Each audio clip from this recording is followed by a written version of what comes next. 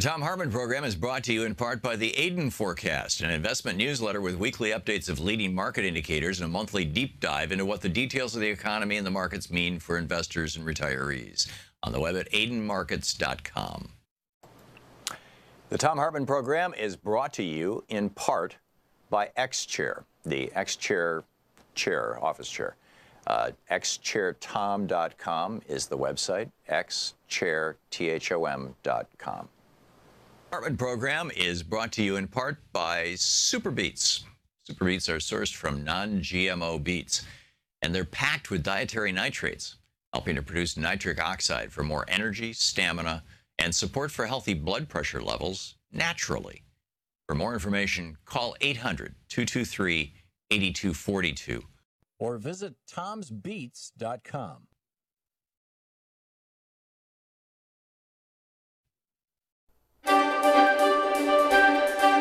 We're in this camera, right? 3. It's the Thom Hartmann University Book Club. Today we're reading from Minority Leader, How to Lead from the Outside and Make Real Change by Stacey Abrams. This is from Chapter 1, although the introduction is fascinating too, where she talks about, Rhodes scholarships and stuff, but this is Chapter 1. I sit in the living room, a cozy space, warm in the early summer. I'm perched on the edge of a sofa next to Valerie, the home's owner, a lovely black woman in her late 40s. Across from us, seated close together on a wide settee meant for one, are her 2 children, a son and a daughter. Politicians rarely visit their streets, which are nestled in a poorer community in South Georgia. Valerie beams with pride that both her children are headed to college in the fall. David, 17, plans to study criminology. Maya, 18, her belly round with her first child, intends to become a middle school teacher. Both newly graduated from high school, Maya will give birth in mere weeks and begin college months later, an unwed teen mother. Her intended school is more than 3 hours north of her home, so her mother will raise her newborn baby while she starts her freshman year. Valerie speaks matter-of-factly about the coming challenge, raising a new child just as hers leaves the nest. Still, she is determined that both her children pursue college degrees that she never received. Maya, the mother-to-be, wonders how she'll do so far away from home and her baby. Yet in the next breath, she explains how college will be the best for her and her child. Their future success rests upon her. I've come to their home as part of my campaign for governor, so I asked Valerie what she expects of someone like me. What can I do to help make lives like hers better? In her soft voice, she replies, she just wants options for financial aid for her children. They will succeed, she says, if they can afford to stay in school. As I look around the modest home passed down through the generations, I understand both the pride and the desperation tangled in her response. She got them through and has given them the tools to carve out better lives for themselves. We chat more about the worries she has lived with all those years, our discussion turning to the crime and poverty in their neighborhood. Then I asked Valerie what she wants. At first, all I get in response is a quizzical look to suggest I need to reconsider my bid for higher office. Or that suggests. I repeat, what do you want for you? What secret dream do you have for yourself? Her confused expression turns to one of surprise. I don't know, she tells me. I've been a cashier at the Piggly Wiggly for 20 years. You must want something, I probe, something you'd like to do for you? A daycare, she admits quietly. I'd like to start a daycare center for unwed mothers like my daughter, so more girls can finish school and pursue their dreams. But that ambition is beyond her. Her body language, her tone of voice, her averted gaze speak louder than her words. I press her, but she demurs with a smile. Let's just see what happens if you win the governor's job, she says. Valerie's house in South Georgia is not too different from the squat red brick house where I grew up on South Street in Gulfport, Mississippi. An oak tree grew out in our front yard, shadowing the front sidewalk, forbidding grass to grow beneath its shade. Pink azaleas bloomed each spring from bushes that flanked the front door. Our rented house and the other set close by teemed with children, all black, all working class. We played in our postage-stamped yards, make believing the fantastical, superhero exploits, cops and robbers. As we got older, we'd talk about moving to New Orleans or living in one of the mansions along the beachfront that lay less than 5 miles away, across the railroad tracks that ran in between our neighborhood and the more wealthy environs. We dreamed of more, while our parents' lives centered around survival and making it from paycheck to paycheck. Instinctively, we understood that more had to be possible, even if we didn't know what to do to get there. These imaginings, these desires, are the roots of ambition. As adults, like Valerie, we tend to edit our desires until they fit our construction of who we're supposed to become. In such a world, I wouldn't dare dream of running for higher office, for mayor or governor or president. At least for now, Valerie sees herself retiring in 20 more years from Piggly Wiggly as a cashier, rather than as a small business owner who helps the community raise its children. From our brief meeting, I could see she had the fire, albeit of a low burn, of a minority leader. She had ambition, she had vision, but she didn't have the faith, and understandably so. Whether we come from working class neighborhoods or grow up comfortably middle class, minorities rarely come of age explicitly thinking about what we want and how to get it. People already in power almost never have to think about whether they belong in the room, much less if they would be listened to once outside. These men, and they are usually men and typically white, do not have to grapple with low expectations based on gender or race or class. Ambition for them begins with reminiscences of old times and older friendships or newer alliances. The ends have already been decided. Only the means are to be discussed. Most potential minority leaders feel the same lack of faith Valerie had, at least at some point in their evolution. We may not know how to get the first job, let alone make it to the big chair. We don't know how to take the leap from accepting our fates to actually changing them, and not just a little, but radically. Then there are those who simply don't know what they want. The drive to achieve burns inside, often without a clear target. We want to be something, but what that is remains hazy. Often we cannot articulate our goals because they lie just beyond the reach of who we're supposed to be. Ambition's scale is irrelevant. What holds us back is not scope, it's fear. And because we don't know what to call our dreams, don't know how to make them happen, or are pretty sure we'll be disappointed, we just stand still. But becoming a minority leader demands that we embrace ambition as our due. Stacey Abrams. Want to connect with the show online? You can find the Thom Hartmann Program on Facebook, Twitter, and Instagram.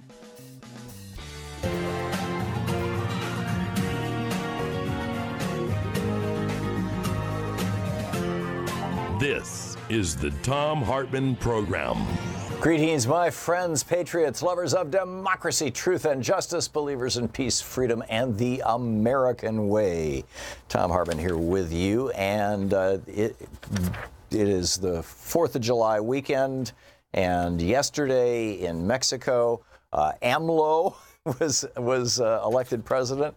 He is not the Hugo Chavez of Mexico. He is the Bernie Sanders of Mexico, and campaigned on free education for all, expanding health care. I mean, just basically Bernie's agenda, the agenda of the Congressional Progressive Caucus, in fact.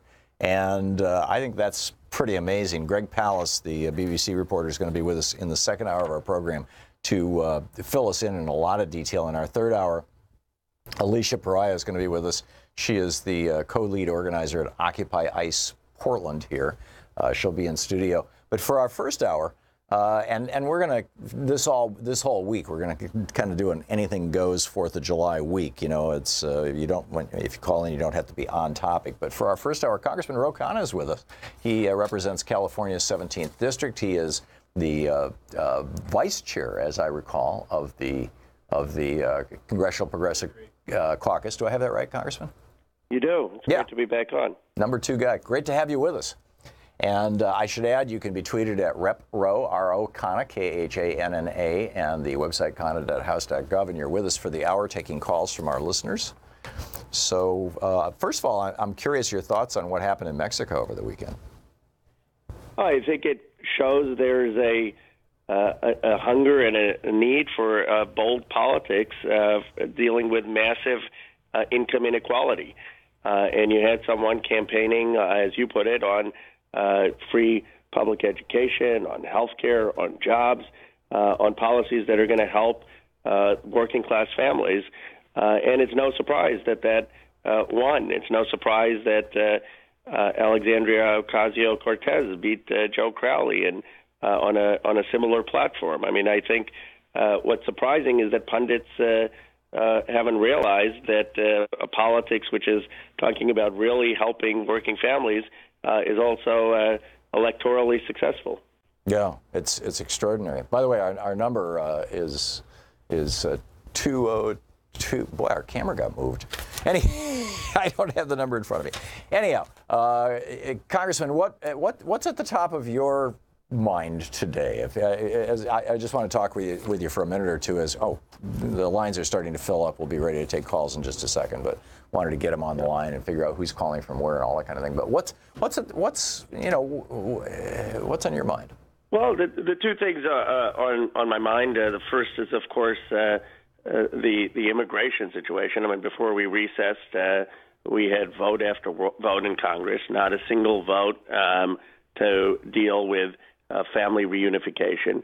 And when you have ICE agents themselves coming out and saying that the agency has made our country less safe because Donald Trump has pursued a policy of criminalizing mothers with young kids in an inhumane way and diverting all the resources to that instead of actually dealing with drug trafficking or terrorism, it's appalling to me that we aren't being able to make the argument in the case that actually replacing ICE, going back to what we had since 2002 and before, is not just more humane, it's actually more in the interests of the United States. And there's a reason Bernie Sanders voted against ICE in 2002.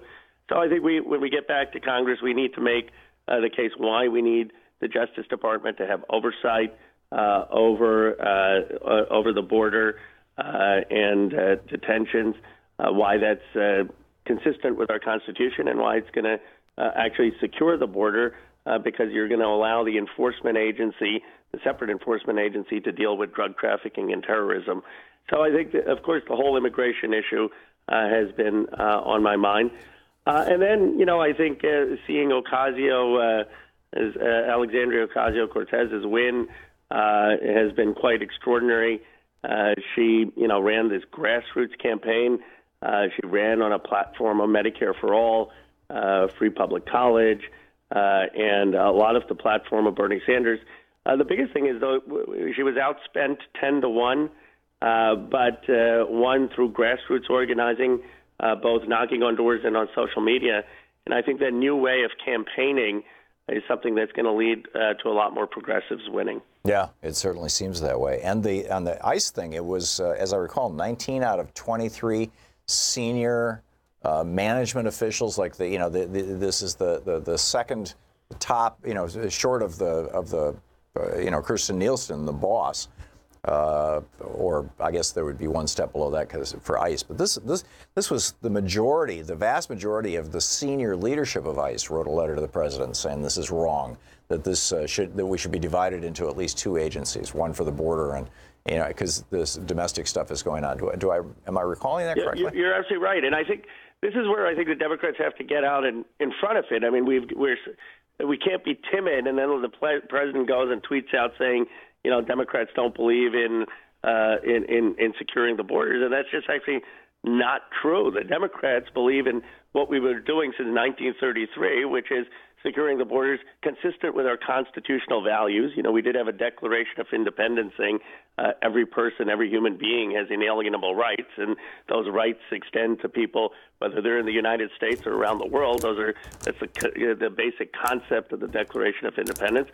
And we used to honor those rights under the Justice Department. It was after under George W. Bush that this department was taken outside the Justice Department. It was combined with the enforcement function of actually dealing with terrorism or narcotics. And what those ICE agents said is Donald Trump has taken all the resources away from dealing with real terrorists or narcotics or trafficking coming over the border, because he is focused on going after people who are mothers or kids coming from Honduras or Guatemala. He's even going after Sessions, is even going after naturalized citizens who may have had mistakes in their paperwork. And we ought to say that Donald Trump is making this country less safe, that if you really believe that the threat to the United States is the mom coming from Guatemala or Honduras who's got a 2-year-old, and that's where you want your resources going, fine. So then you'll be for the president's policies. But if you believe that the place that we should be putting our resources are to deal with trafficking and terrorism, then Trump's policies are actually making us less safe. Yeah, it's remarkable. Our telephone number, 202-808-9925, but literally every single line is full. Congressman, let's take some phone calls here. George in Chicago, you're on the air with Congressman Ro Khanna. Thanks, Tom. I understand that your colleague, Maxine Waters, is the ranking Democrat on the House Finance Committee, and that if and when, hopefully, the Democrats take the House in November, she'll become the chairman, and as chairman of the Finance Committee, she'll be able to subpoena Trump's records and his tax returns, and we can finally get this stuff out in the open. Is that a possibility that you see for the future? I do. I mean, I think Maxine Waters has been on policy very, very strong in standing up to Wall Street. She has opposed all of the efforts to weaken Dodd-Frank and has been a strong voice for consumer protection. I also know that she is outspoken against the president and is going to do everything to get to the truth. And so she and many other committee chairs, not just on the Finance Committee, but government oversight, judiciary, would have subpoena power when we hopefully take back Congress, which is why taking back Congress is so important. Marta in Big Bear Lake, California. You're on the air with Congressman Ro Khanna. Yes, Congressman Khanna. I wonder if the U.S. will continue its long pattern of working with right-wing forces throughout Latin America to overturn democratically elected progressive leaders in, Honduras, Nicaragua, Chile, throughout Latin America. And do we need to be prepared to help defend the new leader in Mexico from the right-wing forces? Even in Venezuela, Hugo Chavez was democratically elected, and as much as he helped the poor, then the right-wing elite sought to, overturn him through a coup, and the U.S. helped with that. So what can we do to prevent this kind of thing? Well, I appreciate you bringing this up, and if I could connect it in part to the situation at the border. I mean, it is. We put military bases, as you're well aware, in Honduras. We supported a brutal military action in Guatemala.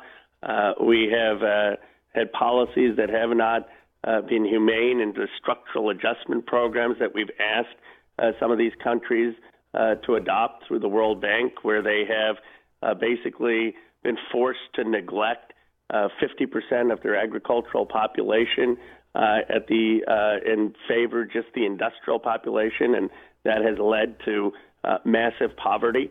And so, as some scholars have put it, you have basically unnatural migration. People are leaving desperate situations, but the reason for that is an incorrect foreign policy born of the Cold War and a lack of focus on economic jobs and development policies and the structural adjustment policies of the World Bank and IMF. And so I think what the United States needs to do is, one, not intervene in democratically elected regimes, and certainly not be supporting regimes that are violating human rights, and second, encourage policies that actually support economic development in these areas. And I certainly hope we will partner with the Mexican president, newly elected Mexican president, to have real economic development policies. Answer is the Thom Hartmann Program. We'll be right back with more of your calls for Congressman Ro Khanna right after this.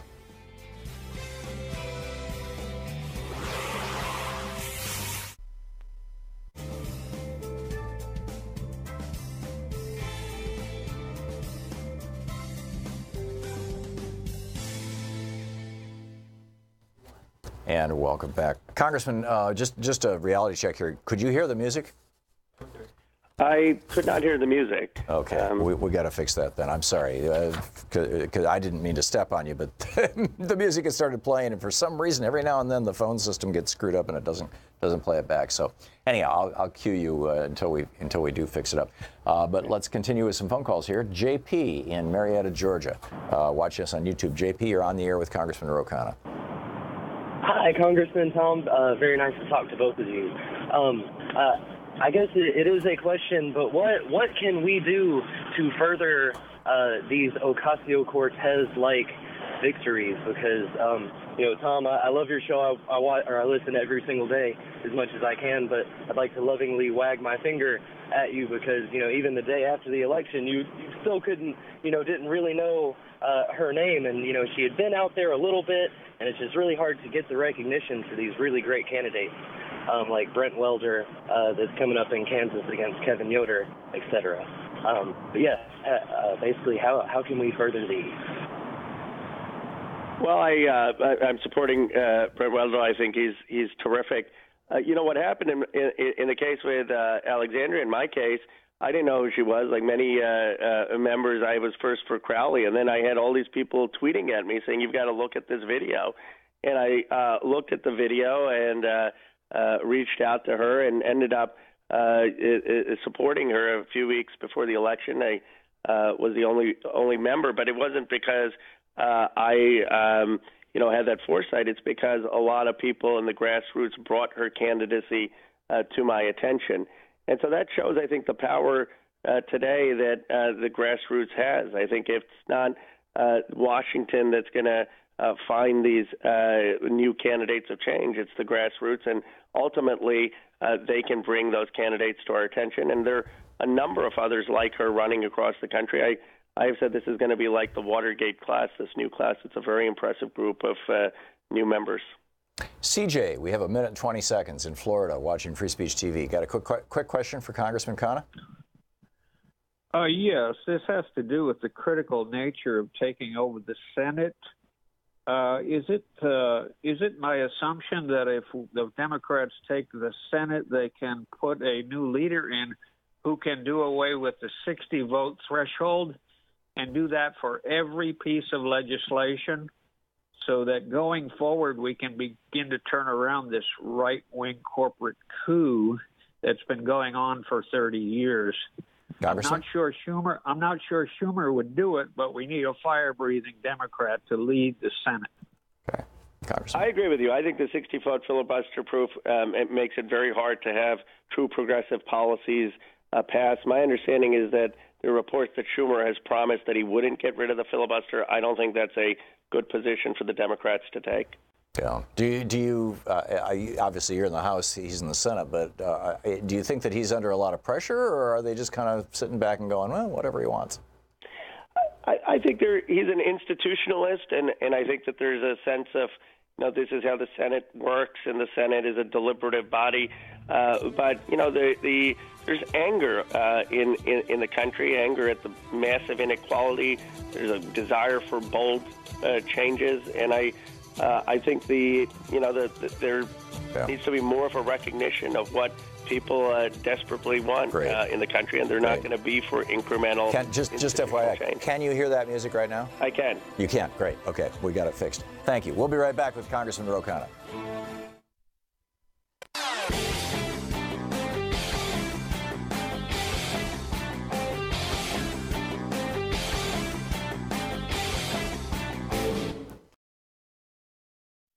The Thom Hartmann Program is brought to you in part by the Aiden Forecast, an investment newsletter with weekly updates of leading market indicators and a monthly deep dive into what the details of the economy and the markets mean for investors and retirees.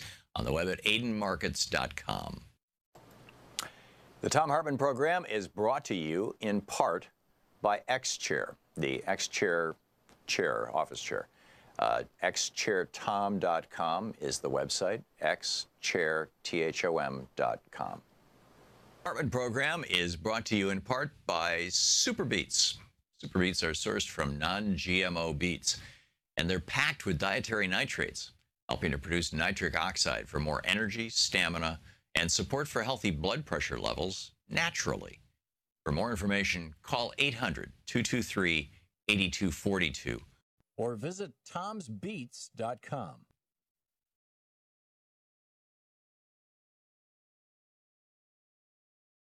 Welcome back. Congressman Ro Khanna with us, the vice chair of the Congressional Progressive Caucus and representing, of course, the 17th District of California. On the line taking your calls for the hour.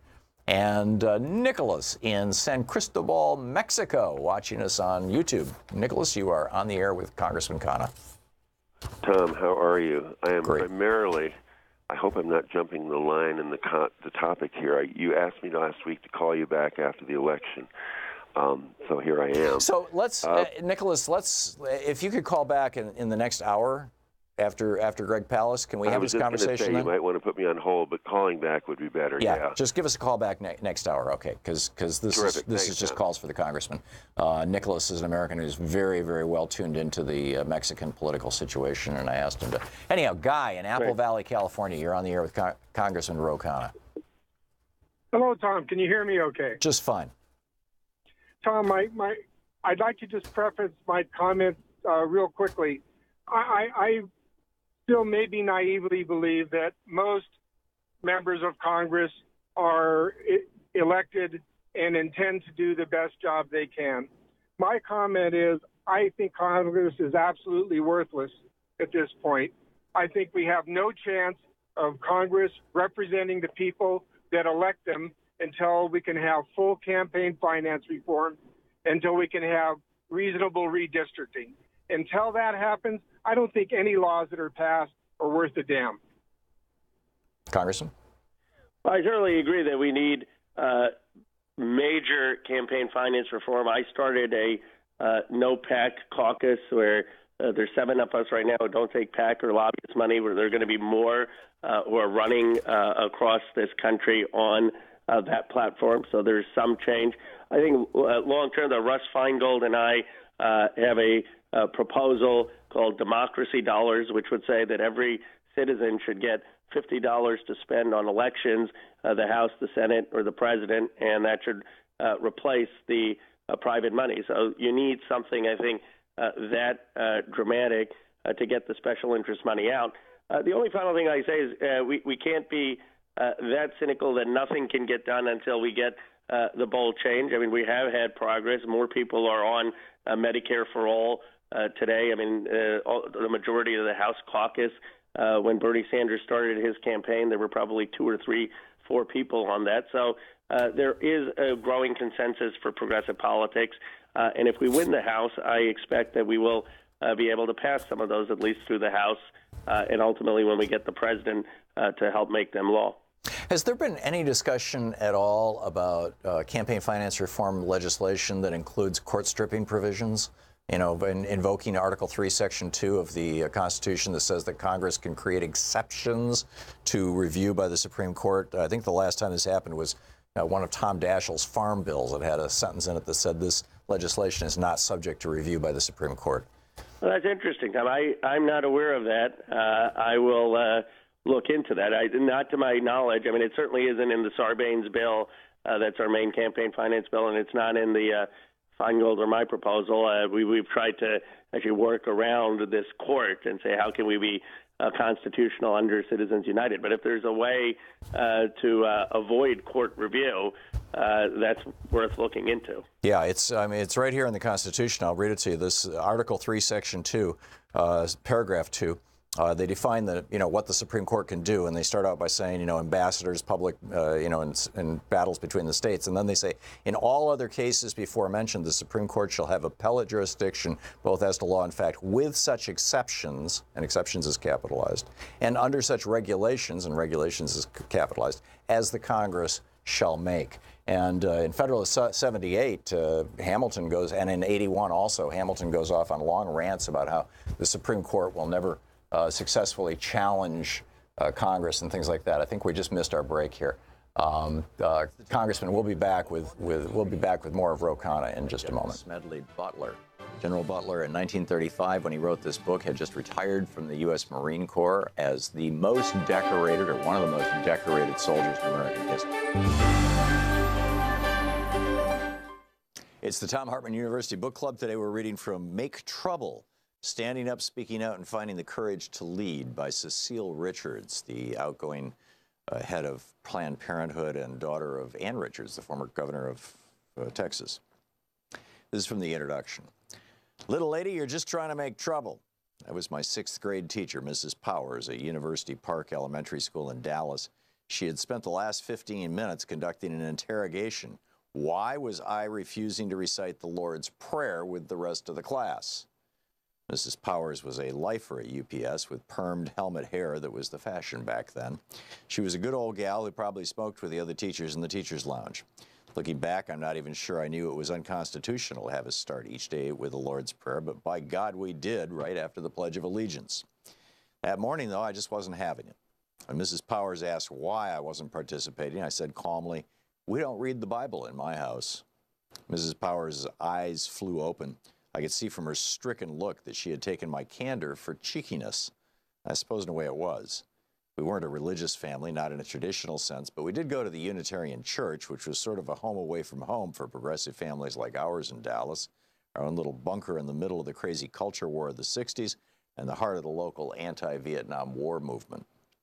Folks in our congregation were involved in everything from United Farm Workers organizing to Notes from the Underground, Dallas's radical newspaper, which my dad happened to be defending in court. Religion was cool with me, it just didn't include the Lord's Prayer. It was pretty obvious to Mrs. Powers' reaction what she thought about that. There was no hope for me, clearly. I was headed for a life of crime. Up until then, I was a classic all-A's first child. I lived to make my parents proud of me, given their relative youth and inexperience in child rearing meant adhering to certain rules. I was the kid who never got in trouble, a trait that annoyed my younger brother Dan to no end. I never forgot the shame and humiliation of being called out in front of my class at age 11. But in that moment, I realized something about myself. My parents weren't the only ones who didn't fit into the right-wing Dallas establishment. I, too, was an outlier. It was the first time I remember having to decide, do I accept things the way they are or question authority? I chose the latter, and from that point forward, I was branded a troublemaker. Once the initial shock wore off, it became a badge of honor. I've been making trouble ever since, which to me means taking on the powers that be, being a thorn in someone else's side, standing up to injustice, or just plain raising hell.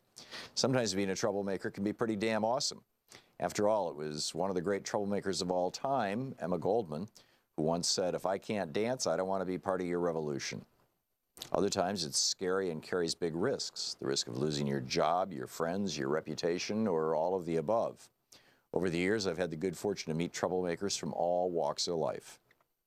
Nursing home workers in East Texas, janitors in Los Angeles, members of Congress, organizers and activists of every age on the front lines of the struggle for justice. I watched in awe as my mother, Ann Richards, went from frustrated housewife to governor of Texas, defying convention and the political establishment. That was one of the things that drew me to Planned Parenthood. Its history is the history of brave, troublemaking women, and a few good men, who risked their reputations and even their lives to change things. We fellow travelers have a way of finding each other, whether we set out to or not. This book is the story of the people who have taught me about courage and defiance and making change. It's also my story, which has been somewhat daunting to write. A lot of rabble-rousers, particularly rabble-rousing women, like a lot of rabble-rousers. I'm a lot more comfortable talking about my work than myself. But now, almost every day, people come up to me, usually with a look of distress, to ask, "How are you doing?" They seem to be thinking that working for progressive causes is unpleasant or burdensome. Truth is, anything worth doing has its challenges. And yes, fighting for what you believe in can be discouraging, defeating, and sometimes downright depressing. But it can also be powerful, inspiring, fun, and funny. And it can introduce you to people who will change your life. That's the message I want to spread far and wide. That's why I wrote this book. I started my career organizing women who were working for the minimum wage. There were women in New Orleans who cleaned hotel rooms or did the laundry work because only white women got to work the front desk. Women in small-town Texas who used to joke that they'd stick around their job at the local nursing home until a Walmart opened nearby, and then they could move on to a better or at least easier job. Women who were earning a living and didn't have much choice about the kind of work they did. As for me, I know full well what a privilege it is to work for social justice. I've had the chance to work on historic political campaigns, go toe-to-toe with the far right in Texas, and come back years later to occupy the Capitol in Austin as part of the fight for abortion rights. I've served the first woman to lead her party in the U.S. House of Representatives and the 2.4 million people who count on Planned Parenthood for health care every year. I've seen generational progress through the eyes of my 3 incredible kids. Sure, there have been some brutal moments along the way. Appearing before a certain belligerent congressional committee comes to mind, not to mention a couple of awful election nights. But I wouldn't trade it for anything. Maybe activism is your avocation, not your vocation. You might be even wondering if it's worth it, especially now when nothing seems certain. For the first time in my life, I'm wondering whether my own daughters will have fewer rights than I had. That alone is enough motivation for me to keep making trouble. Maybe you're thinking that any job that might involve sitting in front of a hostile congressional committee for the better part of a day just isn't your thing. Well, this book is for you, too. You don't have... Welcome back. We are back with Congressman Ro Khanna taking your calls. He is the vice chair of the Congressional Progressive Caucus and represents the state of California's District, 17. And yes. Yes, sir, you're still with us. Okay. Yes, 17th District. Great. Bruce, and my apologies, I didn't hear the music last time, but we've got this fixed now. Bruce in San Jose, California, you are on the air with Congressman Khanna. Yeah, hello. I'm next door. I'm in Zolofgren's district. Anyway, I wanted to know what the congressman is going to do about the Trump administration's plan to basically decimate the Section 8 programs. And especially this affects seniors and disabled, and basically everyone else who basically would be out on the street if not for this program, because a lot of us are on fixed incomes. And I'll take his answer. Well, Bruce, I appreciate you raising it. You're absolutely right that HUD is looking to actually reduce and, in some cases, decimate Section 8, which is basically a voucher that allows for people to afford rent and afford housing. And if anything, what we need to be doing is expanding HUD's program, especially as you're in San Jose. You know, in our area, teachers, nurses, seniors can't afford to live there. They can't afford rent. They can't afford housing. We need to build more affordable housing. We need to expand HUD's ability in helping Americans afford rent. And HUD's doing the exact opposite. So Zoe, who's your congressperson, myself, and frankly every Democrat, not just progressive Democrats, are standing up to the HUD cuts. That's great. Joe in Cupertino, California, you're on the air with Congressman Khanna. Congressman Tom, thank you very much. You had me listening on Thursday, so I started doing some homework on what is it, Section 3, Article 3 of the Constitution, but I digress. Congressman, I really appreciate your coming on the show as frequently as you do and making yourself accessible we're so blessed here in the 17th district. That being said, I wondered if you had a chance to take a look at Josh Harder, 10th district. I think he's a alumnus of Veritas and Stanford as well. It's been adjudicated, I guess, that he's going to be running against Jeff Denham in the 10th district. Congressman Pocan has been very assertive in going outside of his district. I think we have a really good chance of taking that seat. That being said, and I'll let you go, I'd wondered if you'd consider, as vice chair of the Progressive Democratic Caucus, of taking over for Keith. Keith has said that he wants to run for Attorney General of Minnesota. I think you're ready to move up, sir. I would suggest you consider it. I wouldn't even put you past presidency in the future if you keep it up. Thank you. Well, I appreciate the call and for my home district. A couple of things. I think we've got two great people, actually, in the Progressive Caucus, Mark Pocan and Pramila Jayapal, and I think the world of both of them, and Pramila, also from Seattle. I'm going to be supporting her, and I'm actually encouraging, I could just do this openly, Mark to run for a leadership position in the House. I think it's so important. I know Barbara Lee is considering it. I really think it's important that we have leaders in the House, the top 3 or 4 positions from the Progressive Caucus.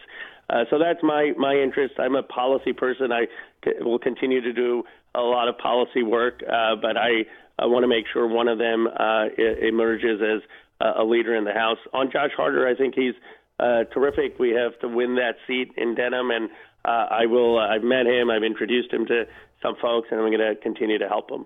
Great. Jared in Downingtown, Pennsylvania. You're on the air with Congressman O'Connor. Yes. Hello, Tom, and hello, Congressman Ro Khanna. I want to talk about the recent tweet by former Congressman Ron Paul. He placed 3rd in the 2012 Republican primary, and he just recently retweeted the most racist white supremacist tweet I've ever seen, depicting an anti-black, anti-Latino, anti-Asian, anti-Jewish cartoon about cultural Marxism. That's what the caption says on it, and also with a racist cartoonist named Ben Garrison. And my question is it fair to say that the Republican Party is a white supremacist party? I'll take my answer off the air. Well, that's certainly a tweet that is racist if he's linking people's ethnicity to ideology.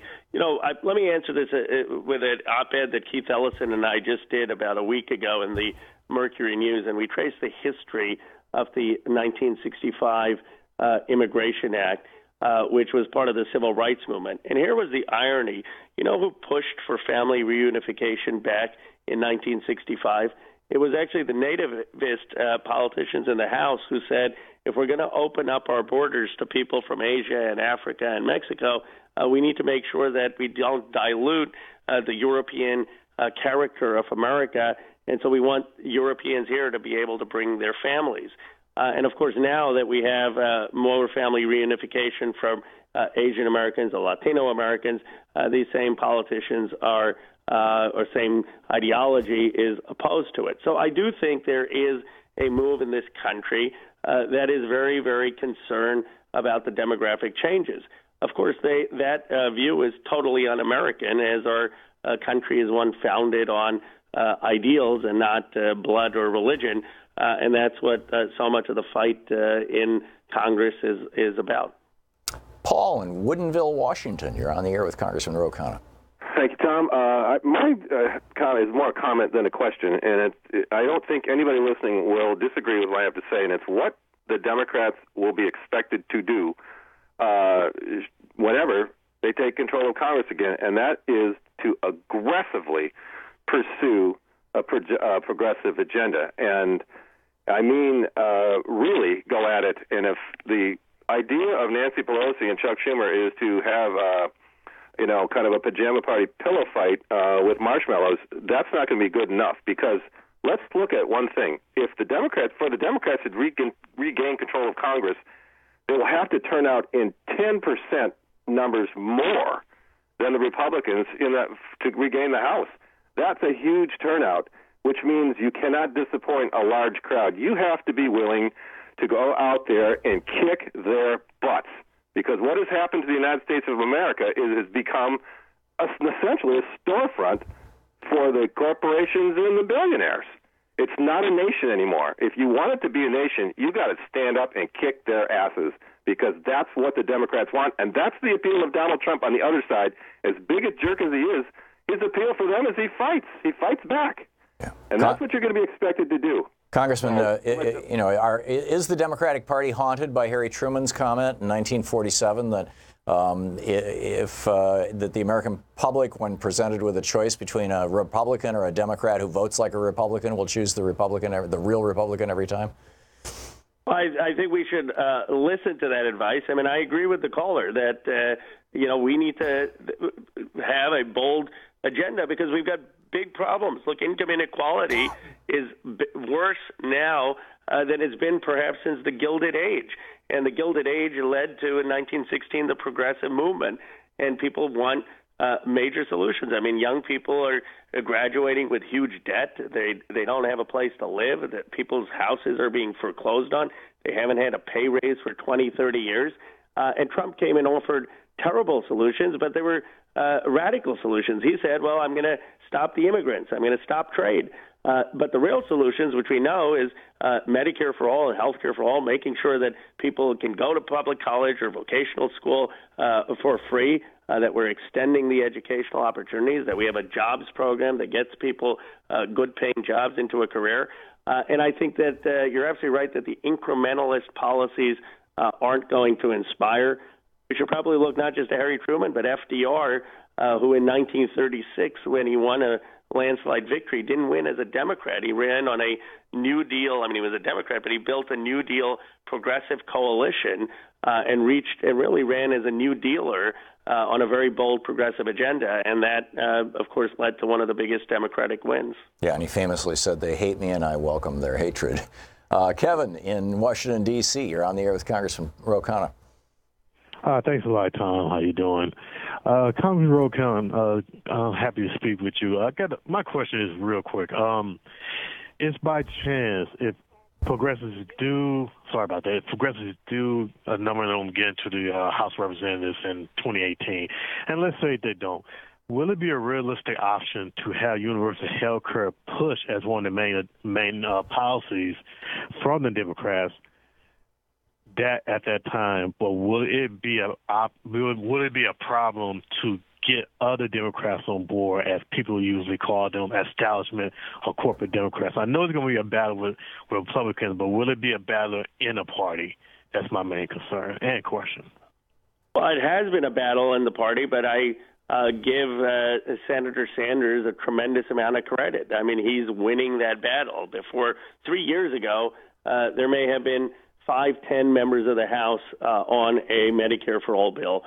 Today, it's about 120 members and counting.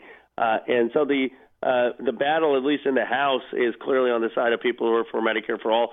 I think the battle in the Senate, when you look at the people who are going to run for president, they're all supporting Medicare for All.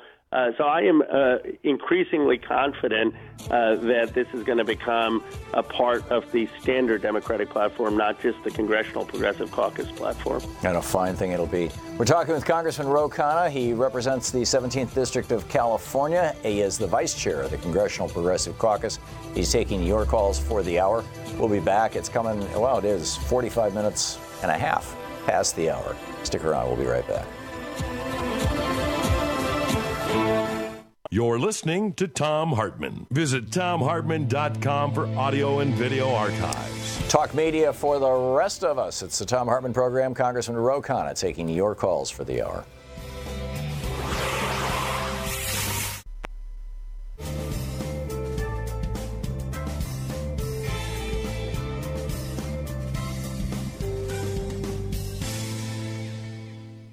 Welcome back. Tammy, watching Free Speech TV in Vernon Hills, Illinois. You are on the air with Congressman Khanna. Hi to both of you.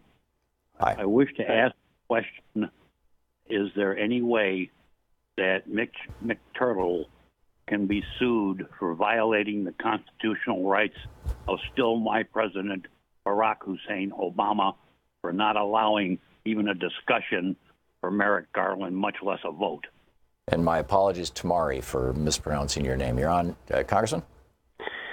I don't know if there's legal action, but it was one of the most appalling acts in recent political history, where he basically stole the a Supreme Court justice. And, we have to do everything possible this time with any possible maneuver to make sure that they don't get to put another justice up. Someone brought up to me, and I haven't looked into this, in 1860 that there is actually a act that gives Congress the ability to determine how many justices there are. But yeah, that's Article 3. That's Article 3, Section 2 that I just read you. That's under the exceptions and regulations. And in fact, the court started with 5. It went to 7. It went to 9. It went back to 7. It's up to 9 again. Congress defines the number of members of the court. Right. And so, Harry Truman, we don't want to give.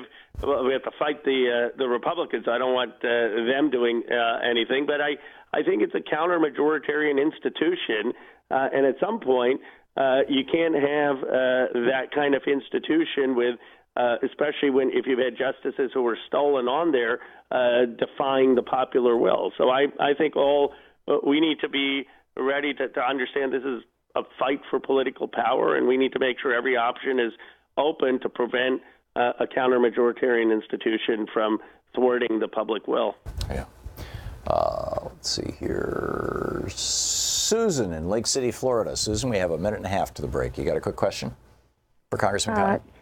Actually, I have a comment.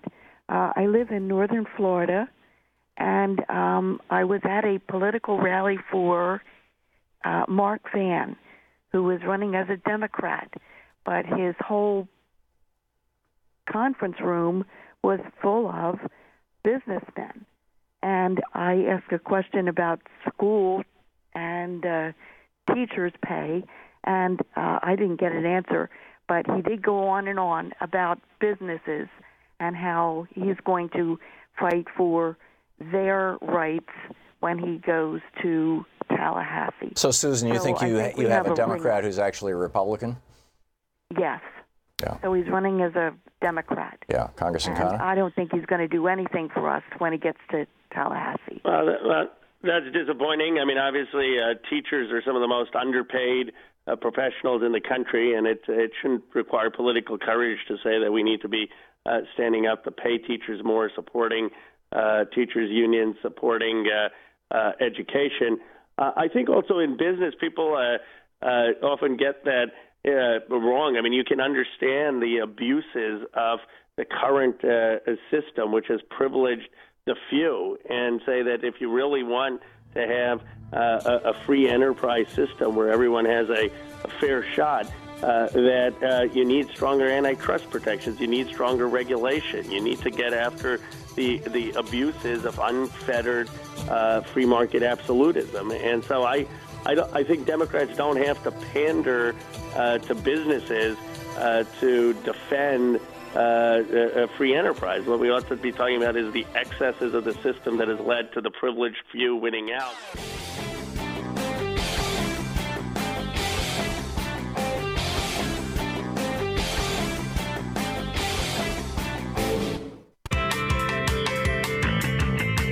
Senator O'Connor taking your calls for the hour, and Peter in Grand Rapids, Michigan. You're on the air with Congressman Khanna. Hello, Tom. Hello, Congressman. I'm a staunch supporter of progressive and democratic values. However, can't we partly blame, as far as the Merrick Garland debacle goes, our own party, in particular Harry Reid, for having blown up the filibuster and allowing, things, to unfold in the way they did? I want our party to be the best it can be, and I feel we have to be honest with ourselves. I'll listen for my answer. My understanding is Harry Reid, and correct me if I'm wrong, had done it for lower court judges, but hadn't done it for other for the Supreme Court. Yeah, you're right on that. Just, it was Mitch McConnell who blew up the filibuster for the Supreme Court. So are you saying that we should have just pushed for it regardless, and not required the 60 votes, and we could have tried to get the hearing? I mean, is that? I think he's off the phone, but I've heard this from a number of people and share this opinion myself. I think that if President Obama and the Democratic leadership had just gone totally ballistic, totally nuclear, just yelling, screaming, pounding the fists, talking about this every single day, holding news conferences, they could have broken Mitch McConnell's will on this, but they didn't. It seems like they didn't even try. Yeah, and maybe, I don't know if there was a complacency because we thought Hillary Clinton would win. I mean, I don't, and there wasn't the sense of urgency, knowing that now the balance of the court could fundamentally change. But I agree. Certainly, in retrospect, they should have done a lot more and made this a defining issue. Yeah, Mitch in Chicago, the WCPT. You're on the air with Congressman Khanna. Hi, Congressman Khanna. I'm wondering what, if anything, is being done to prevent any foreign governments meddling in our election. Again, it makes me very nervous come November. I am not, can't assure you that anything is being done. I mean, when we said let's have a bipartisan commission to look into election interference, not even looking into the Trump campaign or Russian interference, but just looking into potential interference going forward, that was rejected. The administration has done nothing because they think anything, even hinting at that, is an acknowledgement of Russian interference. So, we do not have any. We're in no better shape today than we were 2 years ago. That's very unfortunate. Let's see here. Warren in Chicago. You're on the air with Congressman Khanna. Hi, Congressman. Hi, Tom. I have 4 real quick things. You have one real quick thing, Warren. One question per person. What's your question? Okay, I apologize. Okay, so I was going to say that Trump is tough on brown immigrants and not tough on the causes of immigration. If they wanted to solve the problem of illegal immigration without building a stupid, expensive wall, why are they criminalizing the immigrants when we all know that if there was a prison sentence attached to the hiring of illegals, that it would end overnight and oranges would be $2 the next day? Well, I think you're right that they go after the vulnerable, and they have not enforced with employers, and they also haven't looked at the economic trends in some of these countries where people are fleeing massive poverty, and how we can help economic development there. Pamela in Marin County, California. You're on the air with Congressman Khanna. Hello. Hello. Hello, Congressman Khanna. My name's Pamela Lyons, and for 20 years I've had a business in this area of teaching people QuickBooks. I'm a Microsoft certified trainer, but I'm now kind of semi-retired, and I'm developing a nonprofit, Reina de QuickBooks, and I have the intention to teach bookkeeping skills to the Spanish-speaking community. And I wondered if there were anything in the state educational contacts that you could direct me to, because I'm going to be developing a grant and some foundational money so we can make this happen. And I just saw you on Free Speech TV, and I don't know what district I'm in, but I thought you might be a good person to ask. Thank you. Well, sure. If you contact my office, we'll try to make the introduction. You can just go to our website. I'll make sure we do that. But I think that the nonprofit and the idea that you have is a good one to try to expand digital literacy and the tools of technology to underprivileged communities that may not have those opportunities. So I'm happy if you reach out to our office to make any introduction that could be helpful. Doug in Jamesburg, New Jersey. We have just 1 minute to the end of this hour. Your very quick question, please, for Congressman Khanna. Congressman Khan, hi. I would like to see the congressmen and the senators of our party, the Democratic Party, pounding, especially because of the Supreme Court nominations, that the Democrats with 49 senators represent 60% of the people of this country. The Republicans only represent 40% of the people of this country. Thank you. You're absolutely right, factually. And, we'll make that point. We'll make that point even louder. But for McConnell, this is about power. I mean, this is about a once-in-a-generation opportunity to reshape the court in a conservative direction. Some of these folks have no shame, but we need to make that your point loudly, clearly, and not relent. Yeah, and frequently, as they say. Congressman Ro Khanna, thank you. Congressman Khanna, thank you so much for being with us today. It's great talking with you. It's always a pleasure having you on the program.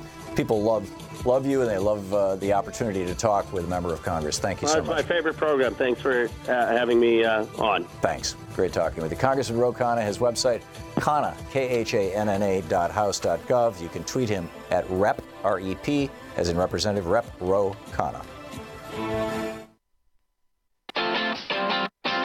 You're listening to Thom Hartmann.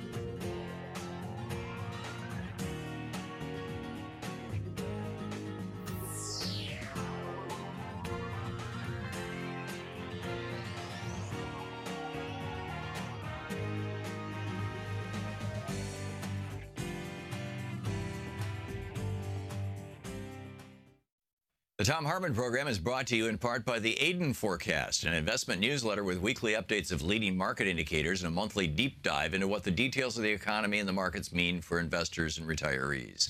On the web at aidenmarkets.com. The Thom Hartmann Program is brought to you in part by X-Chair, the X-Chair office chair. xchairthom.com is the website, xchairthom.com. Hartmann Program is brought to you in part by Super Beets. Super Beets are sourced from non-GMO beets, and they're packed with dietary nitrates, helping to produce nitric oxide for more energy, stamina, and support for healthy blood pressure levels naturally. For more information, call 800-223-8242 or visit tomsbeets.com.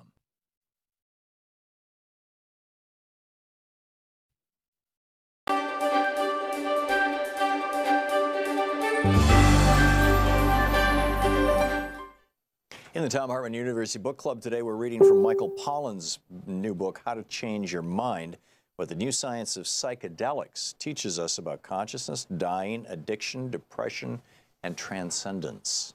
This is from the prologue titled A New Door. Midway through the 20th century, two unusual new molecules, organic compounds with a striking family resemblance, exploded upon the West. In time, they would change the course of social, political, and cultural history, as well as the personal histories of the millions of people who would eventually introduce them to their brains. As it happened, the arrival of these disruptive chemistries coincided with another world historical explosion, that of the atomic bomb. There were people who compared the two events and made much of the cosmic synchronicity. Extraordinary new energies had been loosed upon the world. Things would never quite be the same. The first of these molecules was an accidental invention of science. Lysergic acid diethylamide, commonly known as LSD, was first synthesized by Albert Hofmann in 1938, shortly before physicists split the atom of uranium for the first time. Hofmann, who worked for the Swiss pharmaceutical firm Sandoz, had been looking for a drug to stimulate circulation, not a psychoactive compound. It wasn't until 5 years later, when he accidentally ingested a minuscule quantity of the new chemical, that he realized he had created something powerful, at once terrifying and wondrous. The second molecule had been around for thousands of years, though no one in the developed world was aware of it. Produced not by a chemist, by an inconspicuous little brown mushroom, this molecule, which would come to be known as psilocybin, had been used by indigenous peoples of Mexico and Central America for hundreds of years as a sacrament.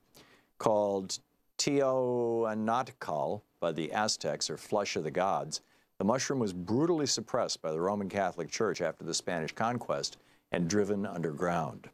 In 1955, 12 years after Albert Hofmann's discovery of LSD, a Manhattan banker and amateur mycologist named R. Gordon Wasson sampled the magic mushroom in the town of Huajalta de Jimenez in the southern Mexican state of Oaxaca. 2 years later, he published a 15-page account of the, quote, mushrooms that cause strange visions, end quote, in Life magazine, marking the moment when news of a new form of consciousness first reached the general public. Parentheses, in 1957, knowledge of LSD was mostly confined to the community of researchers and mental health professionals. People would not realize the magnitude of what had happened for several more years, but history in the West had shifted. The impact of these two molecules is hard to overestimate. The advent of LSD can be linked to the revolution in brain science that begins in the 1950s when scientists discovered the role of neurotransmitters in the brain. The quantities of LSD measured in micrograms could produce quantities of LSD measured in micrograms could produce symptoms resembling psychosis, inspired brain scientists to search for the neurochemical basis of mental disorders previously believed to be of psychological origin. At the same time, psychedelics found their way into psychotherapy, where they were used to treat a variety of disorders, including alcoholism, anxiety, and depression.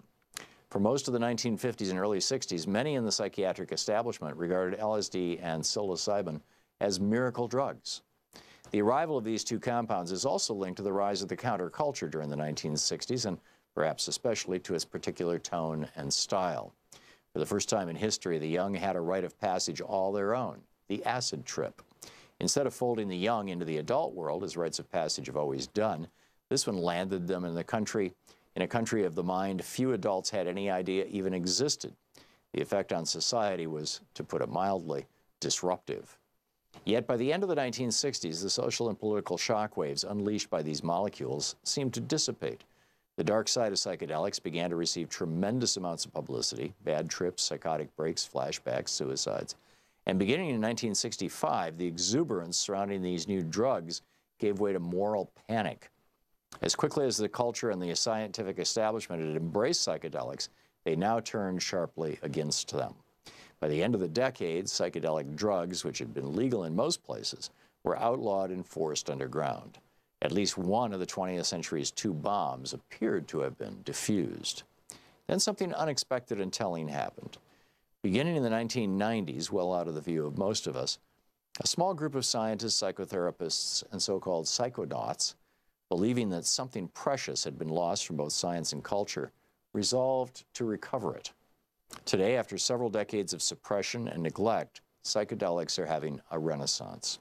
A new generation of scientists, many of them inspired by their own personal experience of the compounds, are testing their potential to heal mental illnesses such as depression, anxiety, trauma, and addiction.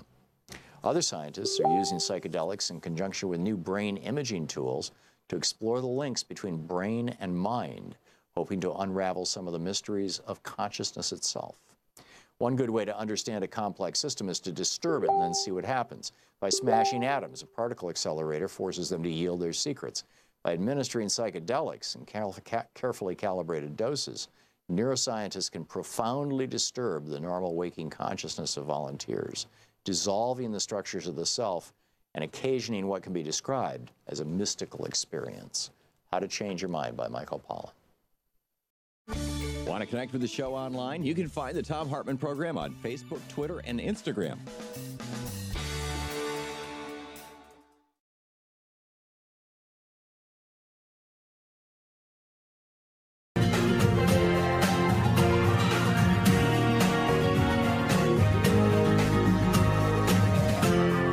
This is the Thom Hartmann Program. Welcome back. Thom Hartmann here with you. Our telephone number 202-808-9925. We're doing Anything Goes 4th of July week. But let's start with Greg Palast, the investigative journalist, author, filmmaker. His most recent video or film, The Best Democracy Money Can Buy. It's absolutely brilliant democracy. A documentary. And you can find the information over at gregpalast.com. You can see it on Amazon and whatnot. And his website, gregpalast.com, his Twitter handle is Greg_Palast, just like mine is Thom_Hartmann. Greg, welcome back to the program. Glad to be with you, Tom. Buenos dias. Buenos dias, senor. ¿Cómo está usted? I mean, this is Bernie Sanders won in Mexico, essentially. Tell us about it. Exactly.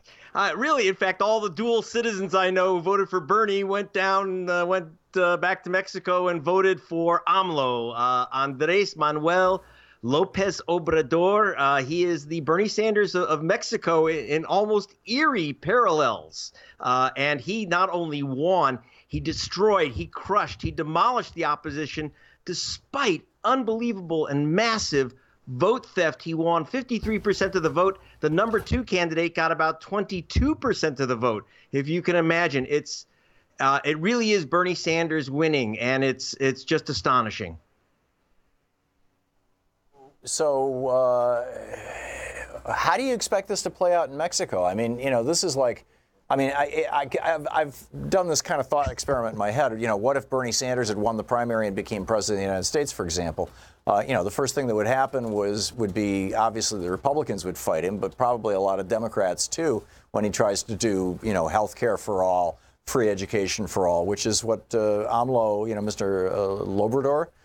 Yes, he's known as AMLO by everyone. Yeah. And I have to tell you, I've come back from Mexico, and I just got off the phone with the journalists still down there, and they're saying everyone's just waiting. It's like the planet has changed, and Bernie's in, and now what? Where do we start? And I think he said that he's going to start with raising pensions, reducing inequality by restoring the value of safety net programs for the poor. This guy lived with the Mayans for 6 years, living just like them in their homes. I mean, he knows what poverty is. He comes from the working class like Bernie Sanders. And he was, look, the big question that the New York Times asks is, will he become another Hugo Chavez? And it's a stupid question. Because he speaks Spanish, right? Right. And I knew Chavez well, and I know AMLO, and I know Bernie not as well as you do, but I can tell you he's very much a Sanders. That is, he was a mayor of a city, just like Bernie was mayor of Burlington, he was a pothole progressive. He just took care of the city, and that's what made Bernie popular there. Same with AMLO, except a little bigger city, a little tougher, called Mexico City. And he really cleaned the place up. And through ending corruption and waste, he actually was able to do massive works projects, infrastructure, literally double stacked their freeways. He's a can-do guy, and that's what he's going to do. And unlike Trump, he actually knows how to accomplish infrastructure programs. He's shown he can do multi-million-dollar projects and end the wasteful ones. I think the first act of office will be to cancel this crazy boondoggle airport in Mexico City. But this is quite astonishing. And as Bernie found in California, this is AMLO's actual re-election. He won in 2006. I was down there investigating for The Guardian and Democracy Now! And he swept the vote in 2006, and they just plain stole it right from him. Daylight robbery. And I got to tell you, I think this is a lesson for Democrats. Are you listening, Mr. Gore and Mrs. Clinton and John Kerry? The good and great told him to just concede and go away when they stole it from him in 2006. Instead, 500,000 people went into the streets. He occupied the center of Mexico for many months. He never, ever conceded, and he made clean elections in Mexico his number one platform item. He said, no, I don't care what the good and great say, that I'll be seen as a sore loser, et cetera. I'm not going to give up when the people's votes are stolen. And 12 years later, he's president. What impact is this going to have on the so-called war on drugs and all these gangs that have basically, even if the news reports are right, and I'd love a reality check from you, Greg, you know this stuff better than anybody else, or anybody else I know anyway. the gangs basically even taking over entire cities, particularly along the U.S. border. Oh, yeah. My God. What can he do about that, and what do you think he will be able to do, or will do? Ready for this one? 132 politicians and candidates were murdered in this election cycle by these drug gangs. Unfortunately, many of them conducted the assassinations at the request of the ruling parties, the two ruling parties that got crushed, the PAN and the PRI. And a lot of these murders called for by these politicians. I'm actually very frankly concerned about AMLO's own life. So can he clean it up? Yeah, because you had this lockup, this horrendous lockup between drug gangs and the elected officials. So, for example, in one state, a ruling party mayor called on a gang of a drug gang, the Guerreros Unidos, to murder 43 students, chop them up, dissolve their bodies in acid. 3 journalists went to investigate. They did the same to them. People have had it. And I think one of the first things is that they're electing a party which isn't owned by a drug cartel. That's a big, big difference. And the other thing is AMLO is, while he will not be owned by the drug dealers, he said, this war on drugs, the different, on one hand, taking bribes from them and lying from them. On the next hand, literally bullets flying in a war with drug dealers has got to end. The war on drugs, like in the United States, is a complete failure. And it's done nothing but seize their government. People have had it. I think that's one of the early things that's going to end is this militarization of the war on drugs in Mexico. And of course, the ownership of the parties by the drug dealers, because they're out.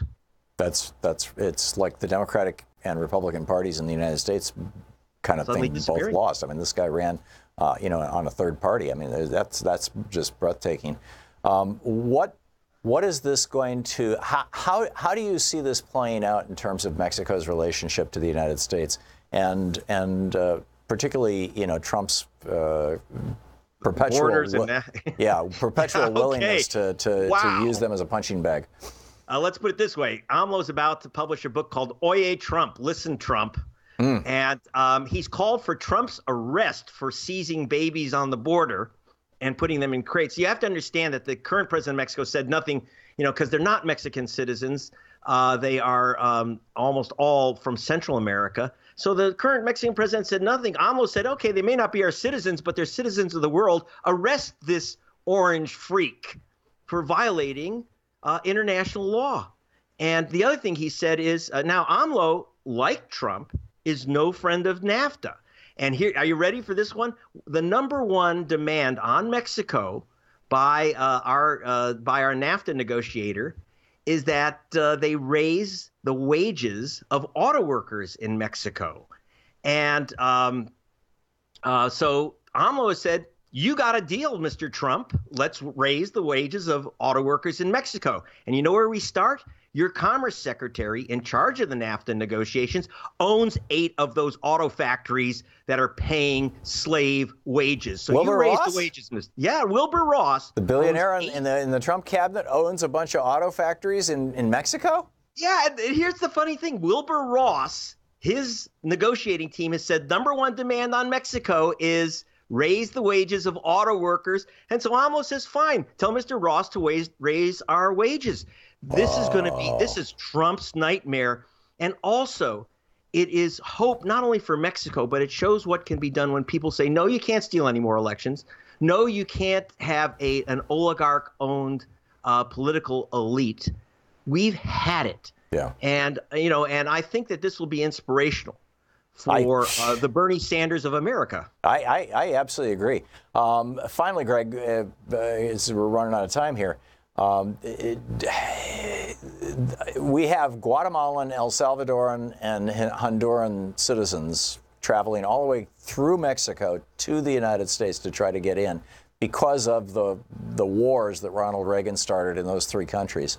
And, they continue to this day. There's right-wing death squads and whatnot that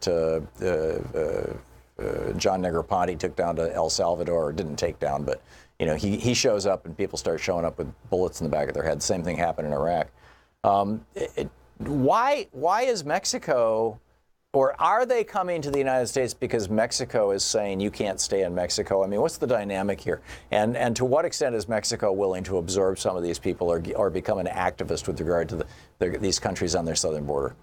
Well, the problem for the refugees fleeing the drug lords of El Salvador and Honduras and Guatemala is that by going to Mexico, they're actually at the mercy of the drug lords trying to take them across the U.S. border. So there's no sense stopping in Mexico to trade one set of gangs for another set of drug lords and gangs, to be harassed by both and abused, raped, murdered, enslaved by Mexican drug lords and their political allies. So if AMLO can break the back of the drug lords in Mexico, which, by the way, is what RFK and JFK tried to do in '61, the year before Kennedy was elected, there had only been 17 prosecutions of organized crime, and J. Edgar Hoover denied that the mafia even existed because he was being blackmailed by Trafficante. The next year, there were over 700 prosecutions, which is what led Trafficante and Marcello to put out a hit on Jack Kennedy. And then later on, Bobby. How do you see this playing out, Greg? We got 45 seconds till we hit a hard break.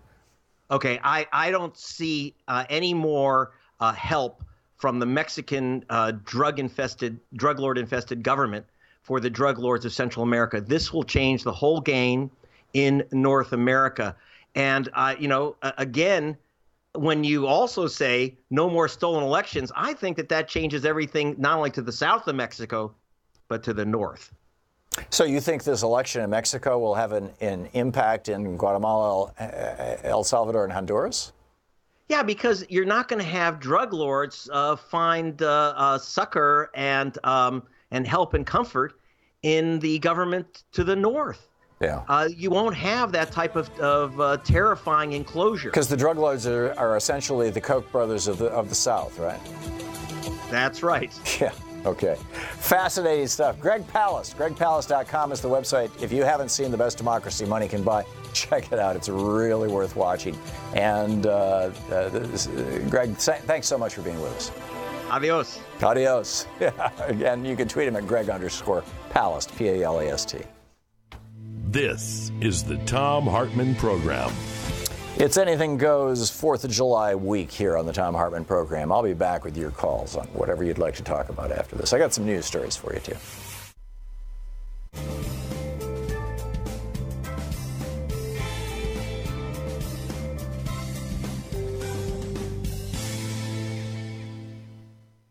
And welcome back. Mary, watching Free Speech TV in Nevada. Hey, Mary, what's up? Morning, Tom. Mine is more of a concern, and that is this meeting Trump wants to have with Putin. Mm-hmm. And if he's going to blab intelligence to him, and if that meeting goes as well as the one that went on with Kim Jong-un, woe is us. Well, you may see the Latvia, Estonia, and Lithuania suddenly becoming part of the Eastern Bloc. I mean, who knows what's going to come out of this? I share your concern about Donald Trump, and and not just with Putin. I mean, he just gave away the store to Kim Jong-un, and now North Korea is increasing their production of highly enriched uranium for bombs. So they're stepping up their bomb making, and Trump seems to be in denial about it. I find the whole thing just amazing. But he just likes disruption.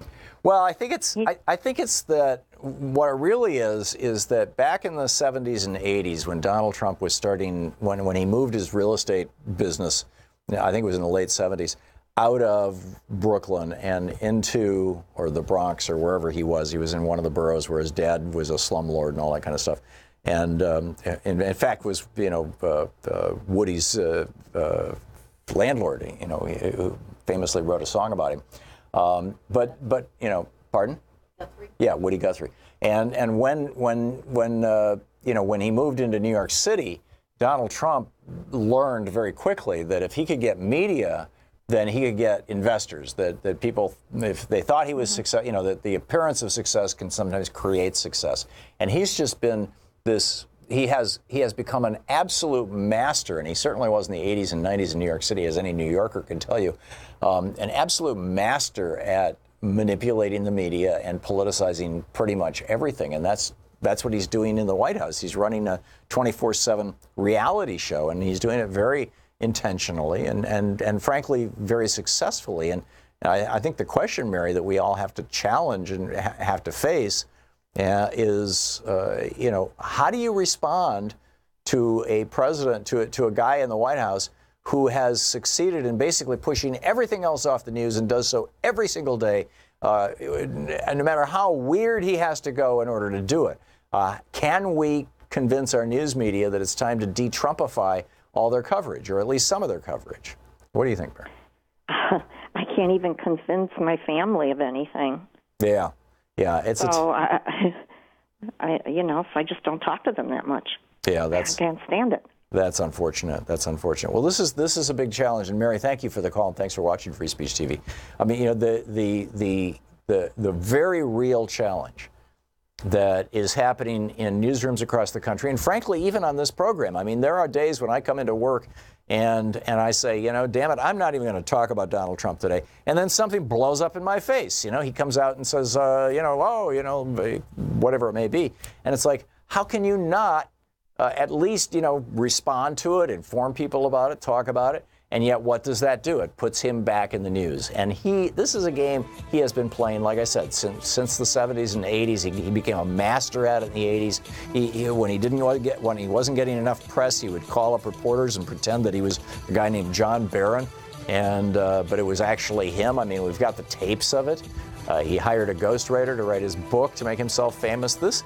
He knows what he's doing, and frankly, he's doing a very good job of what he's trying to accomplish, which is tragically destroy America.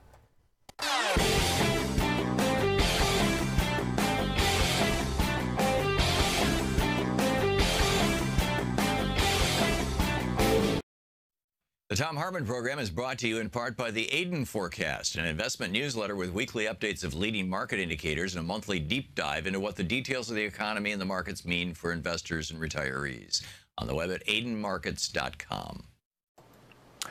The Thom Hartmann Program is brought to you in part by X-Chair, the X-Chair office chair. xchairthom.com is the website, xchairthom.com. Hartmann Program is brought to you in part by Super Beets. Super Beets are sourced from non-GMO beets, and they're packed with dietary nitrates, helping to produce nitric oxide for more energy, stamina, and support for healthy blood pressure levels naturally. For more information, call 800-223-8242 or visit tomsbeets.com.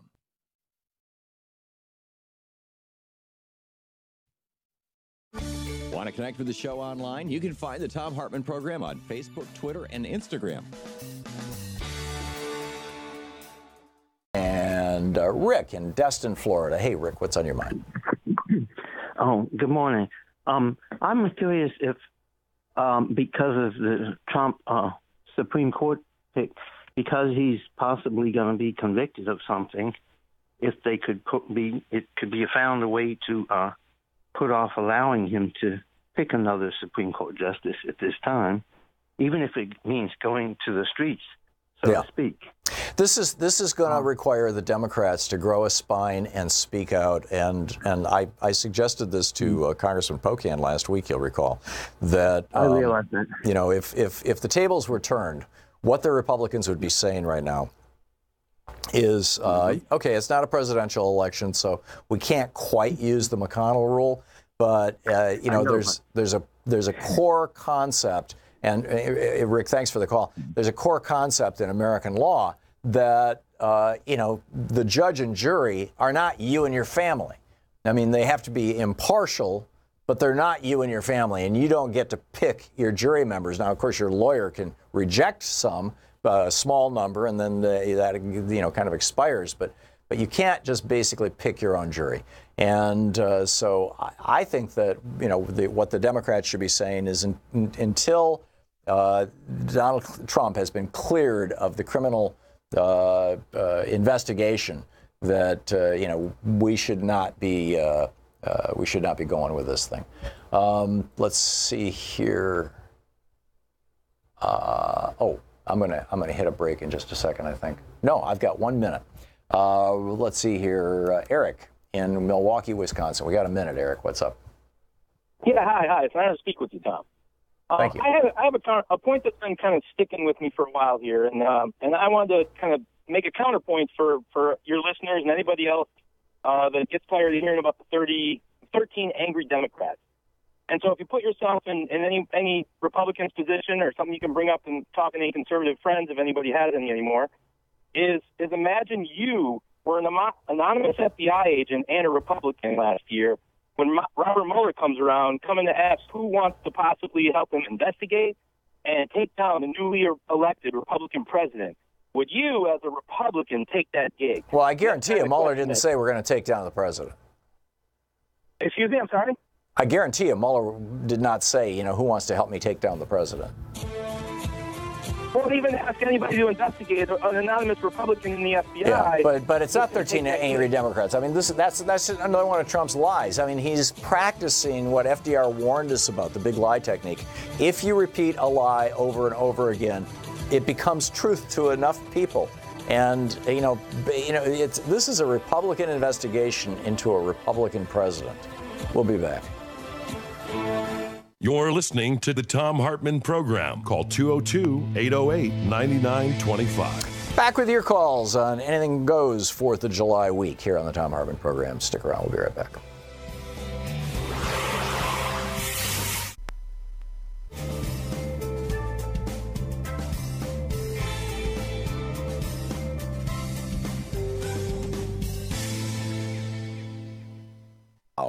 And this book was published, I believe, in the late 90s, just FYI. 1998. America feels like it's unraveling. Though we live in an era of relative peace and comfort, we have settled into a mood of pessimism about the long-term future, fearful that our superpower nation is somehow rotting from within. Neither an epic victory nor over communism nor an extended upswing of the business cycle can buoy our public spirit. The Cold War and the New Deal struggles are plainly over, but we are of no mind to bask in their successes. The America of today feels worse in its fundamentals than the one many of us remember from our youth, a society presided over by those of supposedly lesser consciousness. Wherever we look, from L.A. to D.C., from Oklahoma City to Sun City, we see paths to a foreboding future. We yearn for civic character, but satisfy ourselves with symbolic gestures and celebrity circuses. We perceive no greatness in our leaders, a new meanness in ourselves. Small wonder that each new election brings a new jolt, its aftermath, a new disappointment. I'd add this was at the height of the Newt Gingrich and impeachment and all that kind of craziness.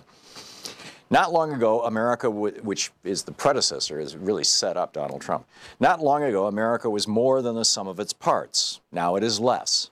Around World War II, we were proud as a people, but modest as individuals. Fewer than 2 people in 10 said yes when asked, "Are you a very important person?" Today, more than 6 in 10 say yes. Where we once thought ourselves collectively strong, we now regard ourselves as individually entitled. Yet even while we exalt our own personal growth, we realize that millions of self-actualized persons don't add up to an actualized society. Popular trust in virtually every American institution, from business and governments to churches and newspapers, keeps falling to new lows. Public debts soar, the middle class shrinks, welfare dependencies deepen, and cultural arguments worsen by the year. We now have the highest incarceration rate and the lowest eligible voter participation rate of any major democracy in the world. Statistics inform us that many adverse trends, crime, divorce, abortion, scholastic aptitudes, may have bottomed out, but we're not reassured. Optimism still attaches to self, but no longer to family or community. This is the consequence of Reaganism.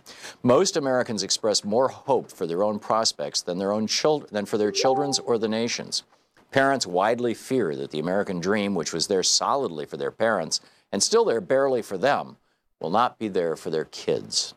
Young householders are reaching their mid-30s, never having known a time when America seemed to be on the right track. Middle-aged people look at their thin savings accounts and slimmed-to-none pensions, scoff at an illusory Social Security trust fund, and try not to dwell on what a burden their old age could become.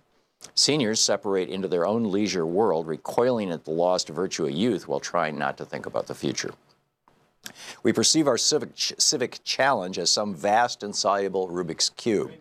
Behind each problem lies another problem that must be solved first, and behind that lies another and another ad infinitum. To fix crime, we have to fix the family, but before we do that, we have to fix welfare, and that means fixing our budget, and that means fixing our civic spirit, but we can't do that without fixing moral standards, and that means fixing our schools and churches, and that means fixing the inner cities, and that's impossible unless we fix crime. There's no fulcrum upon which to rest a policy lever. People of all ages sense that something huge will have to sweep across America before the gloom can be lifted. But that's an awareness we suppress. As a nation, we're in deep denial. While we grope for answers, we wonder if analysis may be crowding out our intuition. The reward of the historian is to locate patterns that recur over time and to discover the natural rhythms of social experience. In fact, at the core of modern history lies this remarkable pattern. Over the past 5 centuries, Anglo-American society has entered a new era, a new turning, every 2 decades or so. At the start of each turning, people change how they feel about themselves, the culture, the nation, and the future. Turnings come in cycles of 4. Each cycle spans the length of a long human life, roughly 80 to 100 years, a unit of time the ancients called seculum. Together, the 4 turnings of the seculum comprise history's seasonal rhythm of growth, maturation, entropy, and destruction. The first turning is a high, an upbeat era of strengthening institutions and weakening individualism, where a new civic order implants and the old values regime decays. The second turning is an awakening, a passionate era of spiritual upheaval when the civic order comes under attack from a new values regime. The third turning is an unraveling, a downcast era of strengthening individualism and weakening institutions when the old civic order decays and the new values regime implants. And the fourth turning is a crisis, a decisive era of secular upheaval when the values regime propels the replacement of the old civic order with a new one. Each turning comes with its own identifiable mood. Always these mood shifts catch people by surprise. In the current seculum, the first turning was the American high of the Truman, Eisenhower, and Kennedy presidencies. As World War II wound down, no one predicted that America would become so confident and institutionally muscular, yet so conformist and spiritually complacent. But that's what's happened. The second turning was the consciousness revolution, stretching from the campus revolts of the mid-60s to the tax revolts of the early 80s.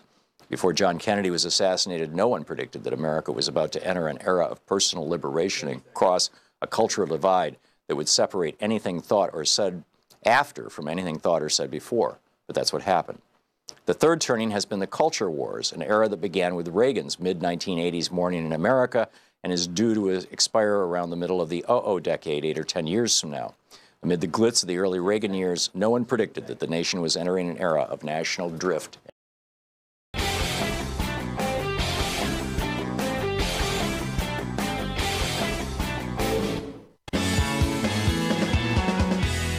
Welcome back. Thom Hartmann here with you, and Nicholas in San Cristobal, Mexico. Nicholas, we heard from Greg Palast about we certainly did. Yeah, about the kind of the consequences of the election and how AMLO is going to go forward, if it's appropriate to call him AMLO as opposed to Mr.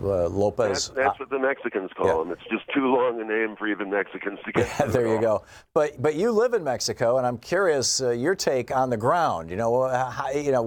What do you think about the probability, number one, that the drug gangs are going to try to do what frankly the mafia did to Jack Kennedy and his brother, number one. Number two, or other politicians who support him. And number two, how strong is the public support for genuine, kind of Bernie Sanders progressive policies in Mexico? What's going on there, Nicholas? Let me tell you, I was down at a very small little bunch of vendors buying some necessities this morning earlier. The place is giddy with elation.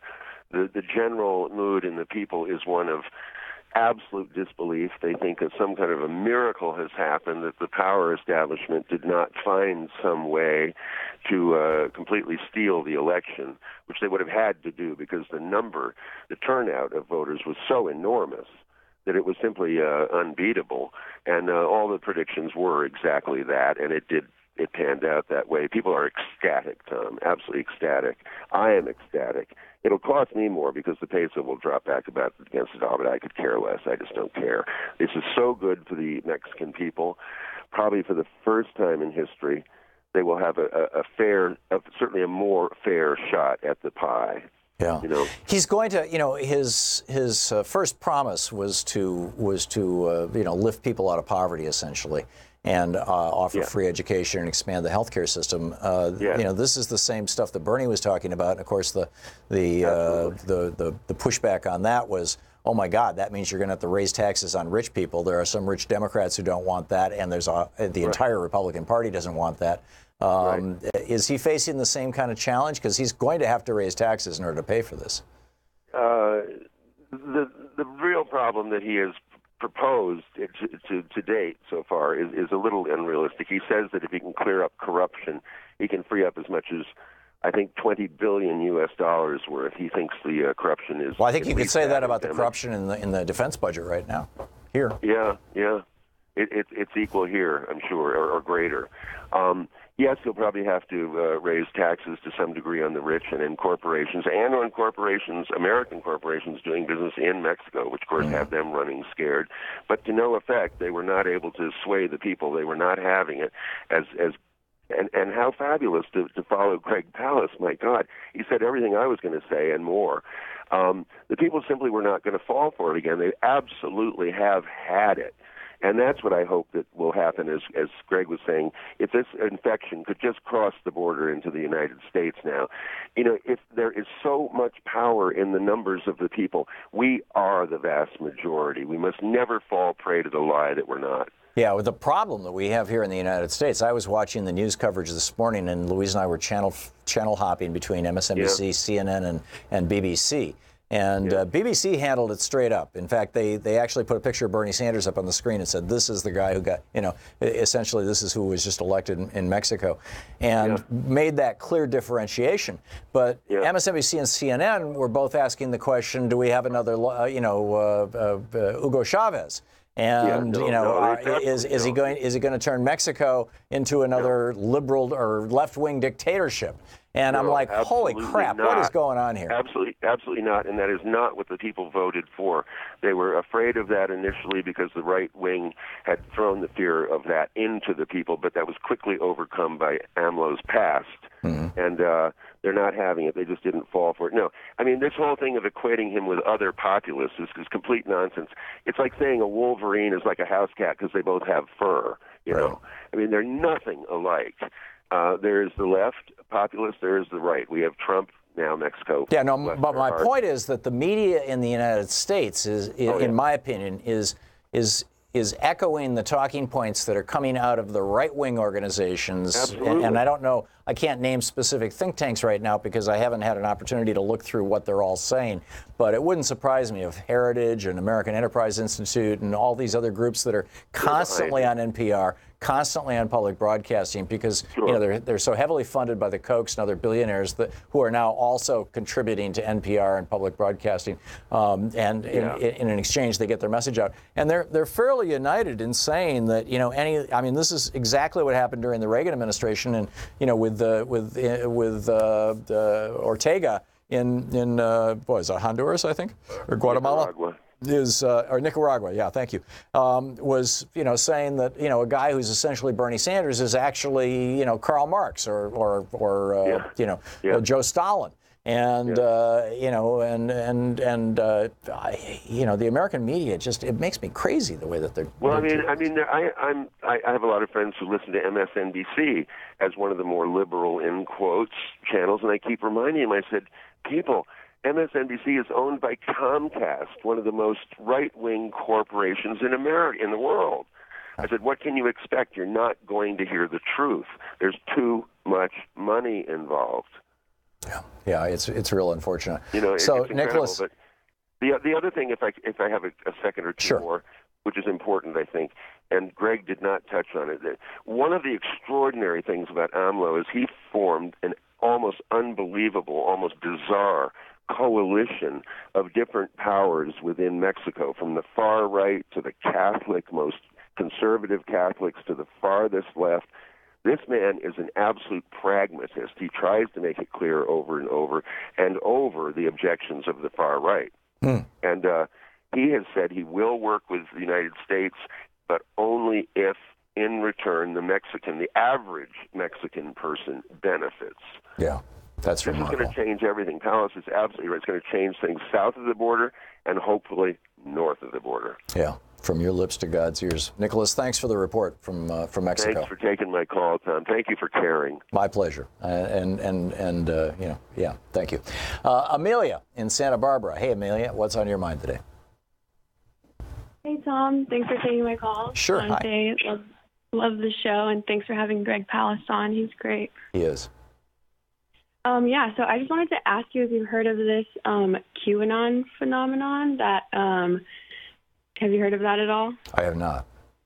What am I missing? Okay, so it was just named the 45th most influential person on Time's influential people on the internet list, and it's basically a collection of anon posts on 8chan that apparently they can attribute to one person, and it's like a giant collection of conspiracies. And the idea, basically, if you follow Q and you believe in it, you think that Donald Trump is a secret genius and is going to indict Hillary and is going to bring Julian Assange, pardon him, basically drain the swamp. And it's just like what's most interesting to me is how it's affecting the culture and like how Trump supporters are thinking and justifying. Like people wear Q shirts to his rallies and stuff. And really, it's a crazy phenomenon. How did I miss this?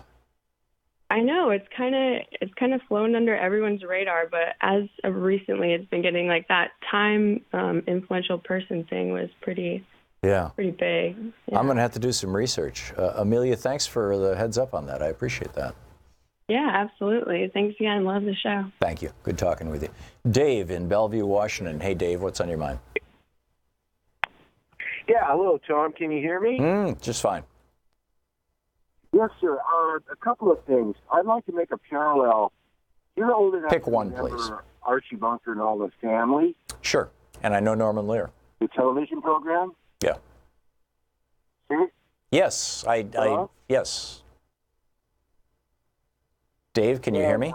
We're breaking up here a little bit. And then the second thing I want to let you know, that strike America did on Syria about 2.5 months ago for retaliation, the Russians and the Syrians just let us walk in and do that.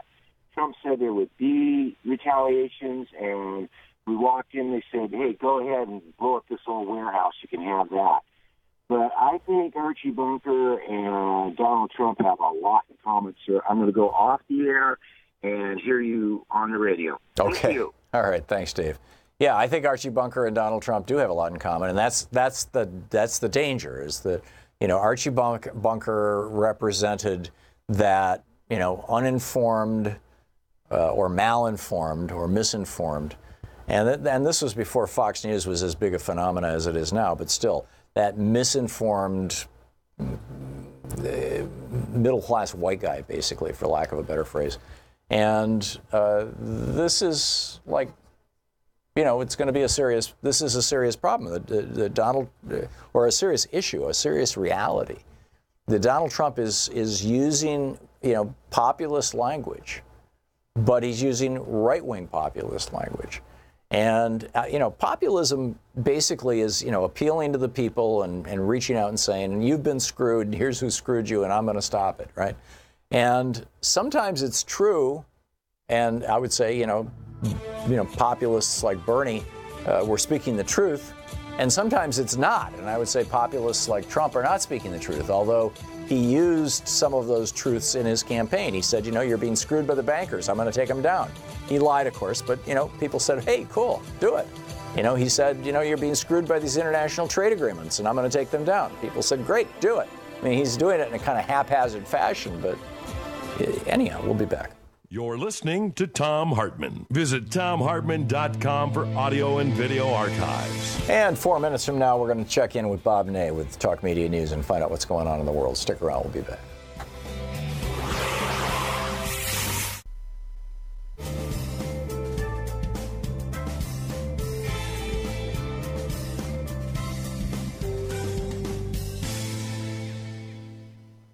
and welcome back. By the way, if you want to call in, 202-808-9925 is our telephone number. This was posted over at Democratic Underground this morning. It's a quote from Joseph Heller's Catch-22. I'm assuming it is. I'm willing to believe this. I read Catch-22 when I was in high school, but I can't remember exact quotes from it. But anyhow, he's talking about I forget the name of the character now, but this character who in Catch-22, had all this power. He says, it was miraculous. It was almost no trick at all. He saw to turn vice into virtue, slander into truth, impotence into abstinence, arrogance into humility, plunder into philanthropy, thievery into honor, blasphemy into wisdom, brutality into patriotism, and sadism into justice. And I would say, with the possible exception of impotence into abstinence, every single one of those things is Donald Trump. And then he goes on to say, this is Joseph Heller again from Catch-22, anybody could do it. It required no brains at all. It merely required no character. Well, I would take it a step beyond that. I would say it's not so much that it requires a person of no character. It requires a person of negative character. It requires a person who is willing to, lie and cheat and steal and whatnot to get their way, to make their way, to accomplish things. And that's what Donald Trump is doing. I mean, he said, for example, over the weekend, he said, I saw a city that had been taken over by MS-13 that we took back. Well, he's lying. There's no such thing. I mean, MS-13 is like this kind of small, largely irrelevant drug gang that started out as kind of a social club in Los Angeles. And, when deportations went on steroids out of Los Angeles during the Obama administration, a lot of these guys, and the Bush administration, a lot of these guys got deported back down to Guatemala, El Salvador, Honduras, and took the gang with them. MS-13 was a Los Angeles street gang. But it's like, it doesn't have that many members. It doesn't have that much influence. There's many, much larger gangs in the United States. But this is Hispanic and it sounds good. And Donald Trump is actually strengthening this gang by constantly referring to them. They love it. Trump loves it.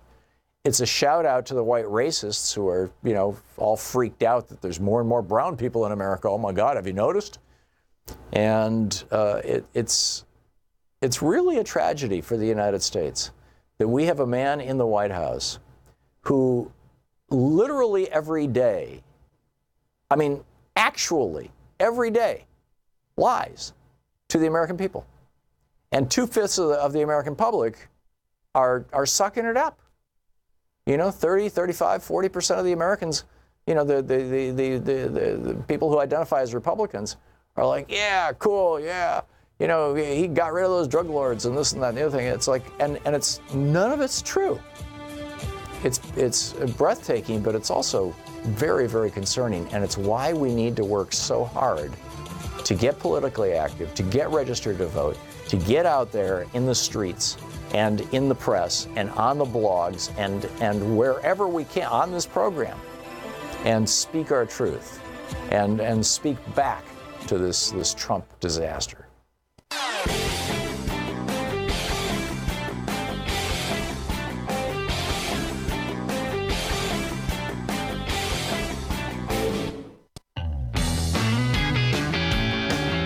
10 minutes before the hour, let's check in with Talk Media News and find out what's going on in the world today. This report brought to you by goatsfortheoldgoat.com, Ellen Ratner's charity in South Sudan, and Loving What You Do, Ellen's new book. And on the line with us is the author, speaking of books, the author of Sideswiped, which is the definitive, here's how corrupt Congress was, at least during his time. I think probably still is. It's just an amazing book. Former Congressman Bob Ney. Bob, welcome back to the program. Well, thank you, Tom. So what's going on in the world? Well, let's put three issues together which are giving the Republicans heartburn. One are the recent, the trade war with Trump and Canada. And, of course, Canada's putting on $12.6 billion in U.S. dollars worth of tariffs. It goes from everything, coffee beans, strawberry jam, Vermont maple syrup, etc. But again, it was a commitment that President Trump made, but it's giving heartburn to a lot of the Republicans who are absolute free traders. So they don't like to see this exist at all, but there's very little they can do about it. And they're edgy in the elections, especially in some areas where it's precarious for them, because the second issue is health care, which Senator Schumer, the minority leader of the Senate, has brought that into the nomination process. Now, there's other issues, too, I understand, with the Supreme Court, but to the nominee in the nomination process has brought in health care. And that is another issue. This is because the Supreme Court gutted Obamacare right out of the box when John Roberts did his famous, quote, compromise, and said that individual states can opt out of expanding Medicaid. Right. And again, there are other issues out there, but this is going to be a big one because Senator Schumer is pointing out, potential health care votes, and we also believe that premiums are going to rise tremendously in the fall, right before the elections, and the Republicans who will go to and I know what they'll go with because I used to be there, and it'll be, well, look what the Democratic side did. They created this whole mess. But what the Republicans are going to have a problem with is twofold. One, with their base, because they promised over and over and over how many hundreds of votes over the course of time they would get rid of Obamacare, they would repeal Obamacare, they would replace Obamacare. That happened with the House, the Senate, and, of course, the presidential run with Donald Trump. And that didn't happen. So now, ironically, the Republicans own the health care issue if anything goes wrong or if premiums go up because they didn't do anything except an executive order from President Trump, which interferes with some of the group plans, which could make and will make premiums rise. So that's the second issue. Oh, we're seeing one of these companies announce a 90% premium increase. I mean, that's rolling out in November. This is breathtaking. Well, a couple of the premiums that I know of had went up over 700% in increases. 700%? 700%. Some of the premiums rose. And I talked to an attorney, actually, also who had a family plan, and that one went up, I think it was 400-some%, and he didn't have any claims in it. So, that's going to happen. It's going to be out there. Yeah. Again, they will own that issue. And the third is the silence on immigration, because remember, before the break, there was going to be a third proposal which would deal with the families only, and that just quietly went away as everybody quietly went out of town in D.C. Right. And I'm not sure that's going to be put back together. So those are three major issues. Do you, as a former legislator, and you were, a fairly powerful guy in the House of Representatives, do you think that anything of consequence, bad or good, is going to happen between now and the election? With legislatively? You mean? No, just anything, any kind. Do you see any legislative activity, either from your point of view and mine, that for the better or for the worse, that actually is going to get through Congress, or basically are they in paralysis and they're all out, hustling billionaires for money for their elections? No, they're in paralysis, and what they will say is we need more members of the Senate. We don't have enough because of the cloture rule, the 60-vote rule. We need more. Right. The House will just try to hang on, to the House itself, Tom. But what they will do, now I'll predict this to you, they will pass red meat legislation, as we used to call it. Some type of legislation. It may not make it through the Senate. It's irrelevant. Maybe it'll pass committee. Maybe it'll pass the full floor. It'll be red meat. You mean stuff like requiring people to stand during the national anthem? Anything red meat. How you throw the football out at the game. I don't know. Bringing LeBron James back to Cleveland. I don't know, anything that would be red meat, as we call it, and that's what I think. But it seems to me like, Bob, they're running out of red meat issues. I mean, it used to be abortion was a reliable red meat issue, and you'd get it on the ballots. It used to be that guns were reliable red meat issues for the Republicans. It used to be that cutting taxes were reliable red meat issues for the Republicans. Right. I think the American people have turned on all three of those. Gays, obviously, the red meat issue for Republicans. Now, gay people are increasingly accepted, even in Republican circles. I mean, what do they have left?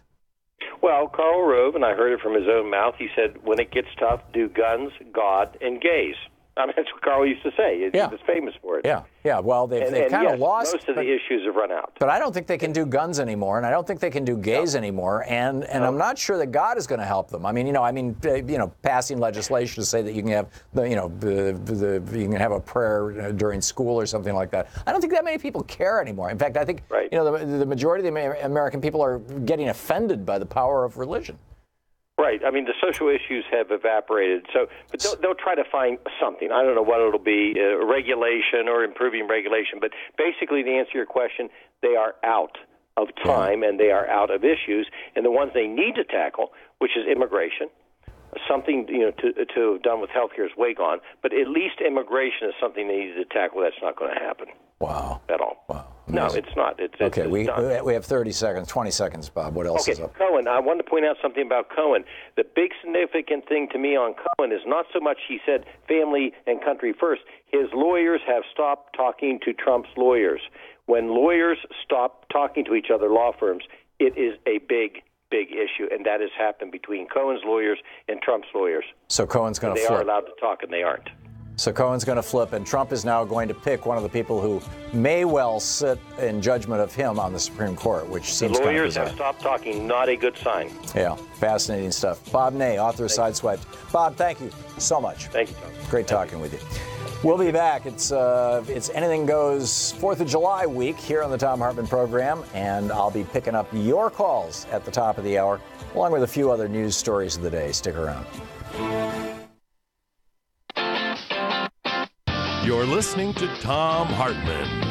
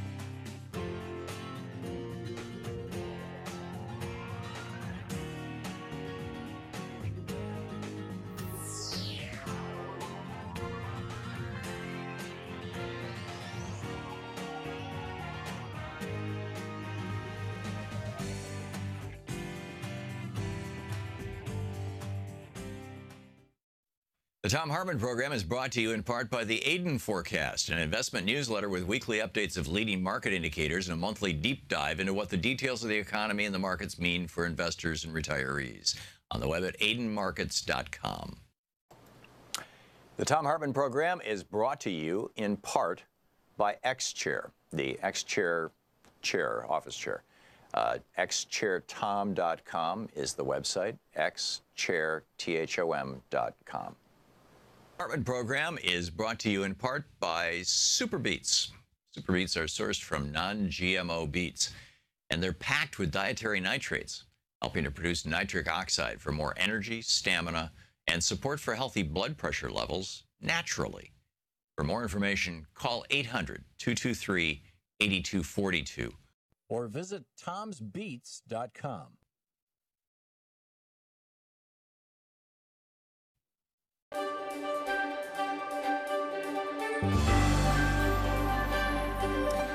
We're reading today from the American Revolution of 1800 by Dan Sisson. He wrote the book 40 years ago.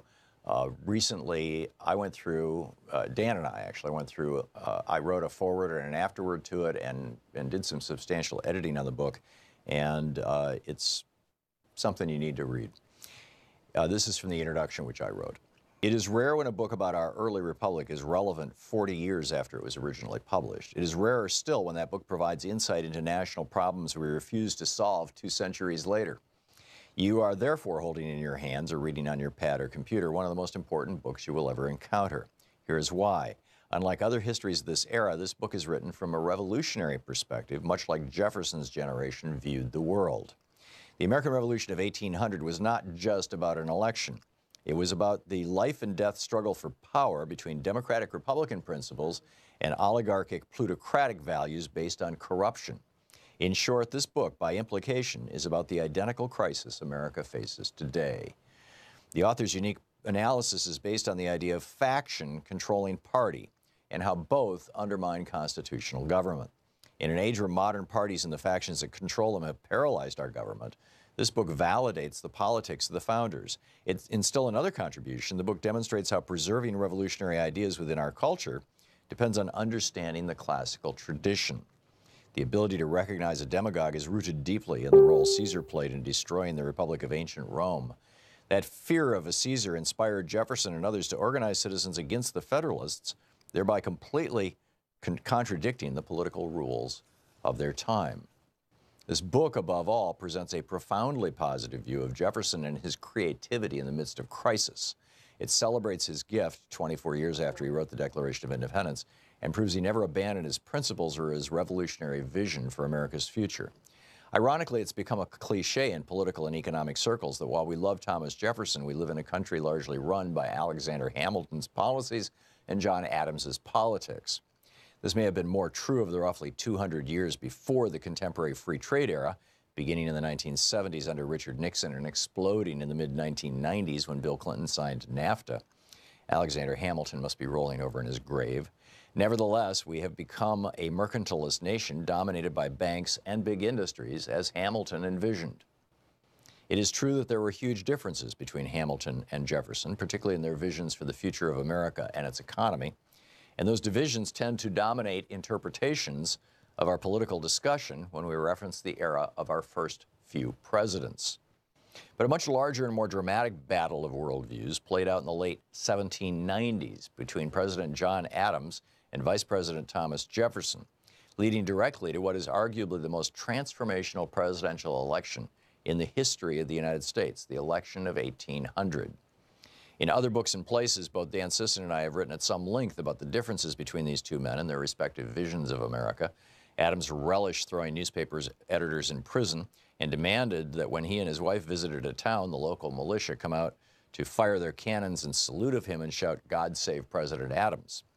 Jefferson was so horrified by Adams's Alien and Sedition Acts that he left town the day they were signed into law, and as president often wore simple homespun garments.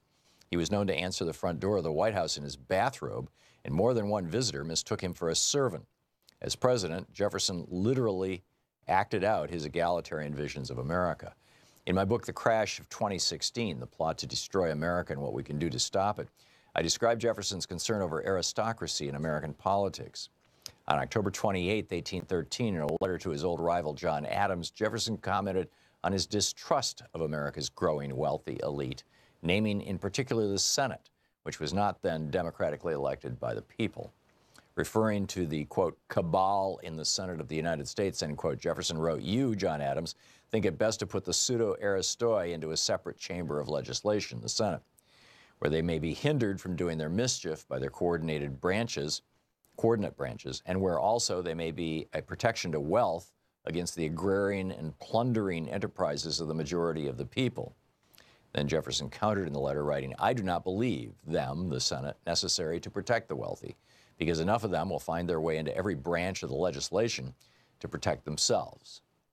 Instead, Jefferson wrote, "I think the best remedy is exactly that provided by all our constitutions, to leave to the citizens the free election. In general, they will elect the really good and wise. In some instances, wealth may corrupt and birth blind them, but not in sufficient degree to endanger society." And in a final warning about the largely Federalist cabal in the Senate, and these would be the conservatives of their time, Jefferson wrote, quote, "The artificial aristocracy is a mischievous ingredient in government, and provision should be made to prevent its ascendancy. I think that to give them power in order to prevent them from doing mischief is arming them for it, and increasing instead of remedying the evil." In a 1786 letter to George Washington, Jefferson gave his most explicit warning about this threat of a military allied with the plutocracy within, and advocated for unwavering vigilance against it. Quote, "Though the day may be at some distance, beyond the reach of our lives perhaps, yet it will certainly come. when a single fiber left of this institution will produce an hereditary aristocracy, which will change the form of our governments from the best to the worst in the world. And to pull America.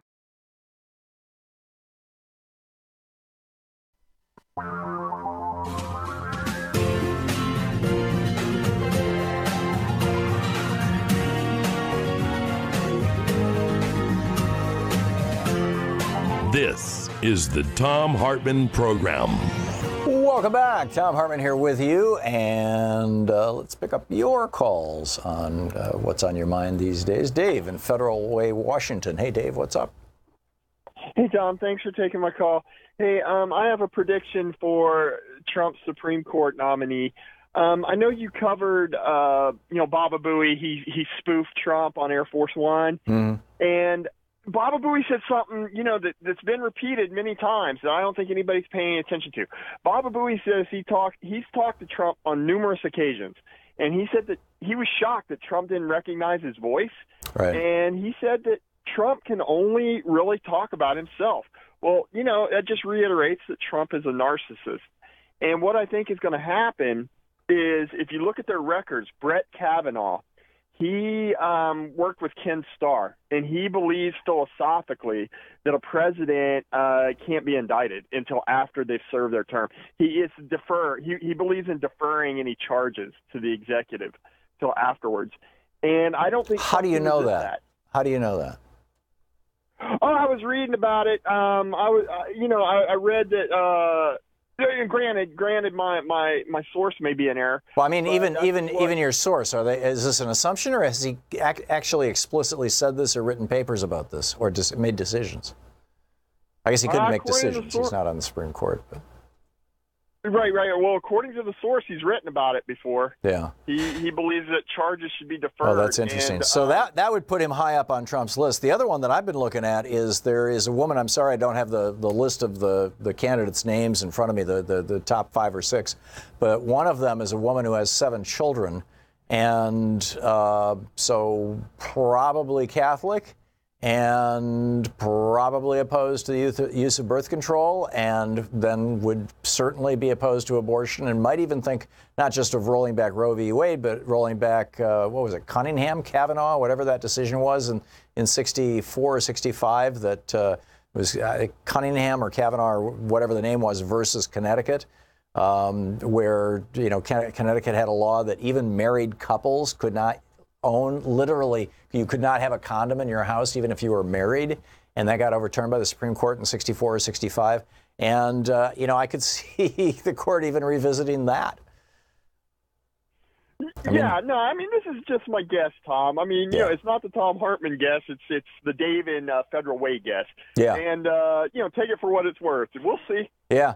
Well, I think if Trump is looking at 5 people and one of them is on the record as saying you can't indict a sitting president, and the other one is almost certainly going to be an aggressive anti-abortion, anti-birth control candidate, who does he need more, right? Is he worried about the law coming after him? Although I think that, his other people on the Supreme Court are going to have his back, frankly. Or is he worried about the religious right abandoning him, And so it's going to be interesting to watch. Dave, we'll see what happens with this, and I'm not making a prediction. I'm just making an observation. But it's going to be an interesting one. Dave, thanks for the call. Always nice to hear from you. Mark in San Francisco. Hey, Mark, thanks for listening to 910 AM. It's great to have our new affiliate in San Francisco back on the air with iHeartRadio. What's up? It's great to have your voice back here in the city again, Tom. Thank you. I wanted to bring up the fact that the way the Democrats can win the next election is go at the real source of everybody's concern, income inequality, and run on the fact that this tax scam was a complete disaster. They want to do another round of tax cuts, but we've got to put a stop to it and say that if you take a look at the results, it was basically more income inequality by the Republican Party, and tag that on that party. Yeah. Although, income inequality is something that is understood by people on the left. People on the right, I don't think, care. In fact, I think they even celebrate people becoming multi-billionaires. And so I'm not sure that you can translate that, Mark, into an electoral victory, income inequality. I think instead what you have to do is you have to reduce it to terms people can understand, like the rich are stealing from you. The rich are ripping you off. You are paying about $2,000.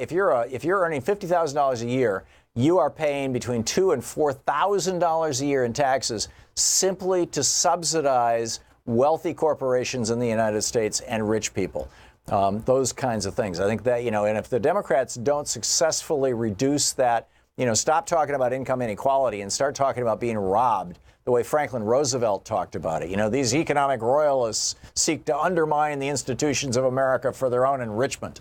That's how it has to be done. And Mark, I absolutely agree with you.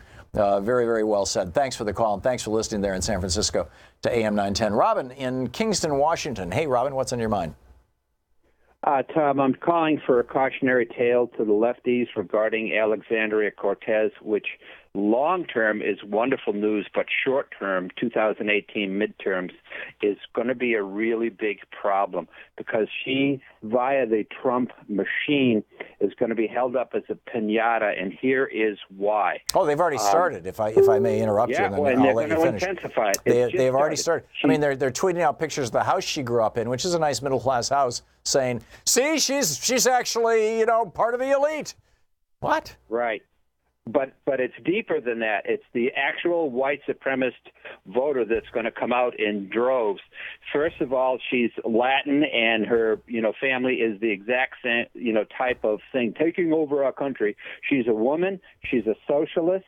Okay, and that Trump is going to just put this up and drive out the base.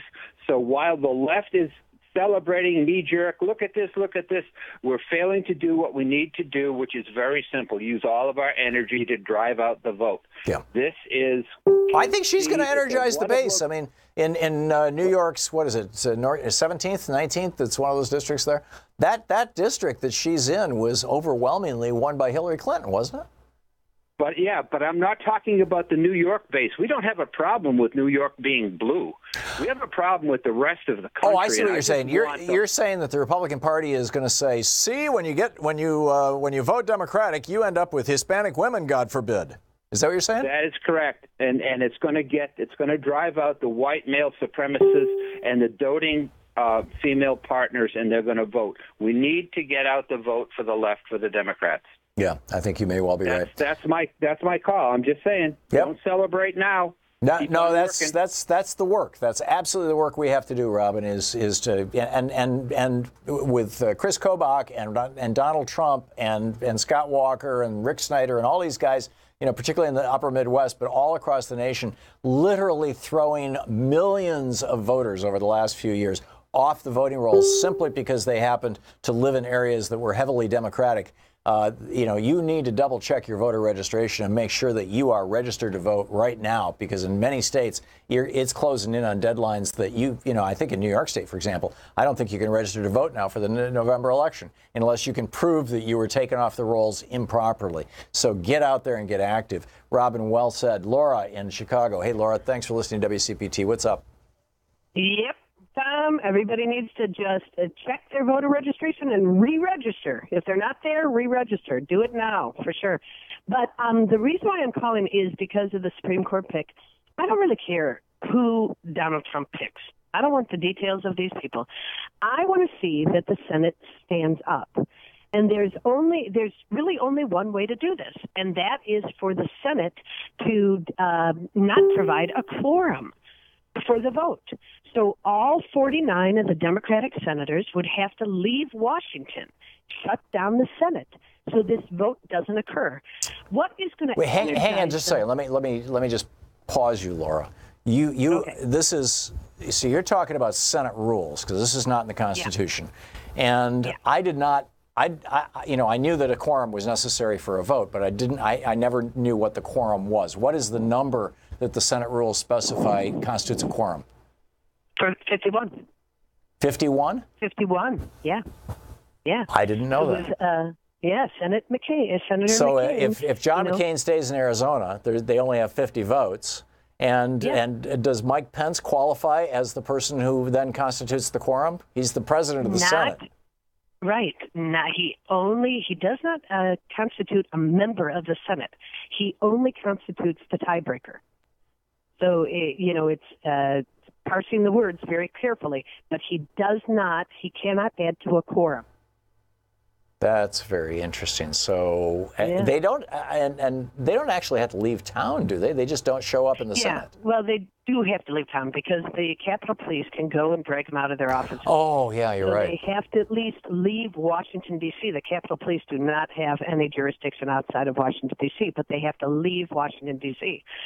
So this is Vox has a piece about this, how Democrats can shut down the Senate.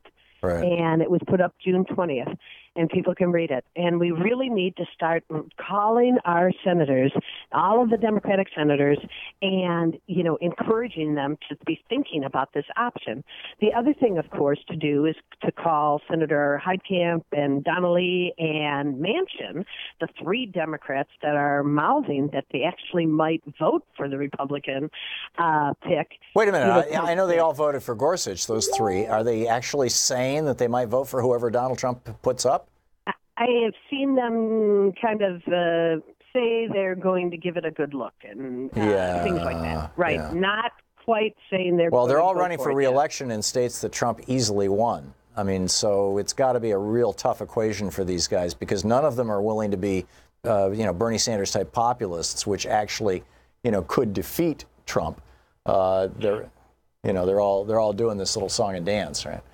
But the argument to them is stick with the Senate Dems and do this, and you are going to energize the Democratic base to get out and vote in November. Yeah, amen.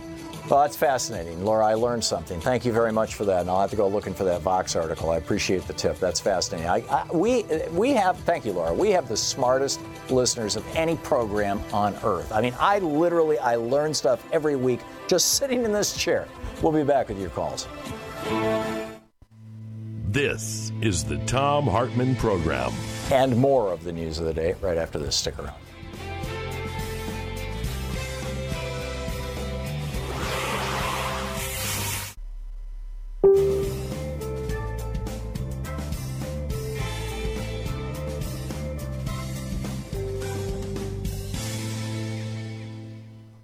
And welcome back. Let's see here, Free Speech TV callers.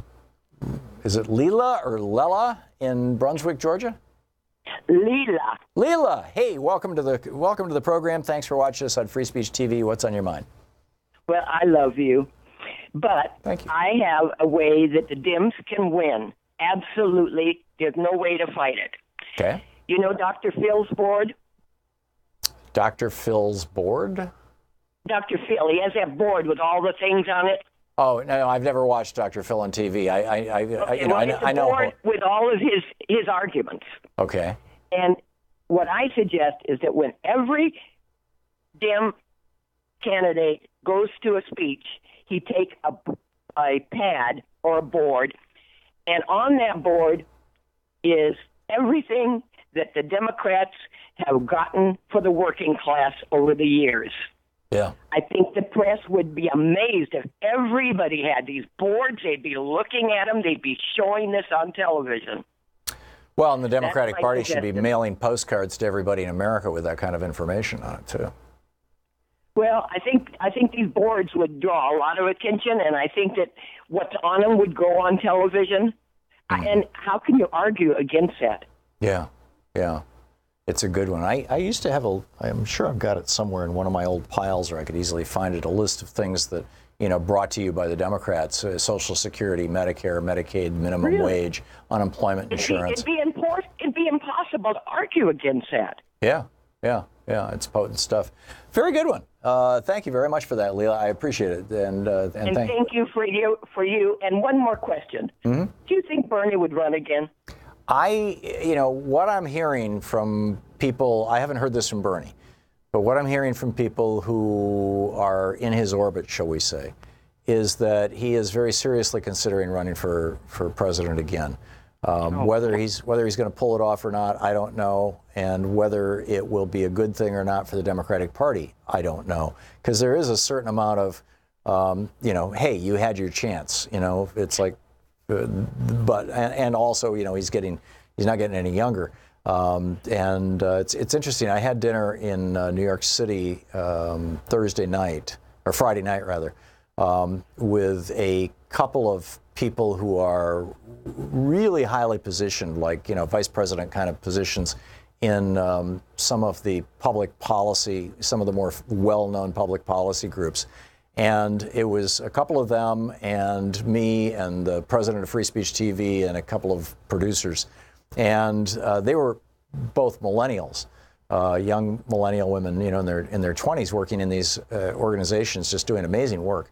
And they were both strongly of the opinion that Bernie's just too old. And whereas the rest of us who are not that much younger than Bernie, you know, we're saying, hey, wait a minute. Right. But my sense is that, you know, as much as the millennials supported Bernie before, this time around, maybe not. And that would be a good question to put to millennials, you know, on one of these days, maybe do a survey on this program or something and say, you know, if you're under 30, please call in and let us know what you think. But I think first we have to. Would have won if he'd run as a Democrat. Yeah, absolutely. Bernie has always said he would never damage a Democratic candidate by running as an independent, you know, outside of his own state. Leila, thank you for the call. It's great to hear from you. I appreciate it. We'll be back with more right after this. It's 22 minutes past the hour.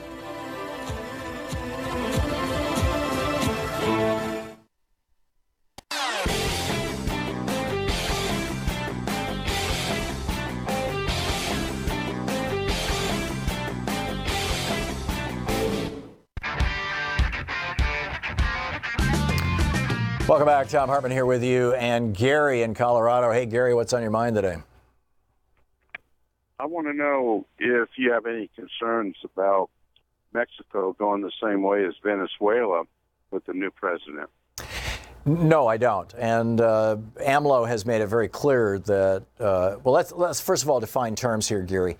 Where I think that Hugo Chavez jumped the shark, where he went over the edge, was when he started taking industries, and I'm not just, you know, the oil industry is the most visible one. And I think actually you can make a strong argument, particularly in a country like Venezuela or Mexico, where oil is such a large source of national income, that the oil industry actually could and should be nationalized. It should be considered part of the commons. It should be there for the good of the people, and the revenue should go to the government rather than to a few billionaires. But what Chavez did, and Pemex, the Mexican oil company, used to be nationalized. I'm pretty sure it's not anymore. And what Chavez did was he nationalized the oil companies, which got the attention of and really seriously PO'd, you know, a bunch of American billionaires and conservatives. But then he took it the next step. But he didn't do that right off the bat, though. I mean, that was quite a while into his term before all that started coming. Before he started going, yeah, totally nuts. But where Chavez really went over the edge was then he started nationalizing other businesses, and, you know, businesses that I think that most Americans would agree really should be in the so-called free market. That you know, I don't want. And I'm sorry, I don't have a list of the industries or the companies that Hugo Chavez nationalized, but there was a bunch of them. And you know, that was the kind of socialism that was practiced in the Soviet Union. Now, he didn't go full on that. He didn't nationalize everything. In fact, it was only a small slice, but it was enough to turn, you know, basically the whole conservative base against him.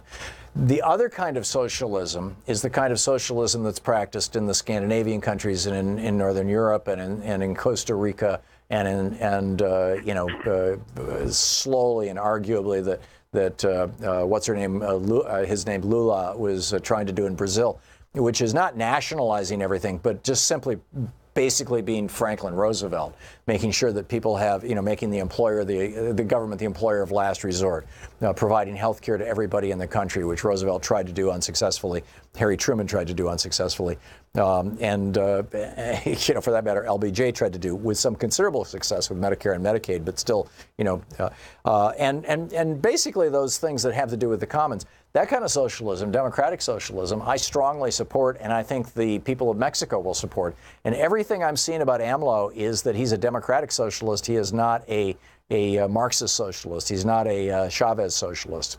Am I making sense here, Gary? Did I answer your question? Yeah. Well, basically, but it'll be a real great example to see how Mexico goes with it and see how everything comes off. Yeah, I agree. And it's going to be real interesting to see how the media in the United States deals with this. It's going to be real interesting. Thank you very much for the call, Gary. Susan in Hood River, Oregon. Hey, Susan. Thanks for listening to Sirius XM. What's up? I was wondering what you thought about the possibility of the Democrats removing Gorsuch as illegitimate once they take back Congress. He would almost certainly have to be impeached to do that. There's no constitutional provision for defining or reacting to legitimacy or illegitimacy. And so the way to do it would be to try to impeach. Now, we've only once in our history, and this was back in I think the 1790s or the 1810s or something like that. There was an attempt to impeach a Supreme Court justice that was unsuccessful. There was another one that resigned in disgrace. Actually, there have been a couple who have resigned in disgrace, who may have been impeached. But the impeachment, typically requires an actual crime. And Gorsuch, to the best of my knowledge, hasn't committed a crime. I think the crime was Mitch McConnell. So if we wanted to undo the injustice, I don't think it can be done. I do think, though, that it is possible if the Democrats took the Senate to impeach Mitch McConnell for the crime of denying Barack Obama his seat on the Supreme Court. It won't help anything, and it might energize the Republicans, which is probably why the Democrats would be afraid to do it. But that would be, if I was in charge, if I was king for a day, that would be the top of my list. Susan, thank you for the call. And thanks for listening to Sirius XM. It's coming up on 28 minutes past the hour. It's the Thom Hartmann Program, where we dare to ask, is Walmart a person? And we dare to say no. You're listening to the Thom Hartmann Program. Call 202-808-9925. No corporation is a person. We need to amend the Constitution to say so. We'll be back with your calls after this.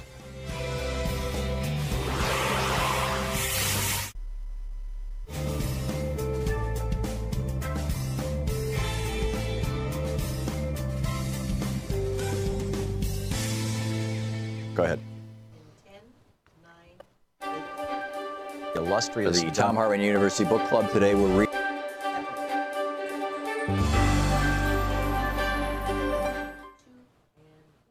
It's the Thom Hartmann University Book Club. Today we're reading from a book edited by Rex Stout back in the 1940s.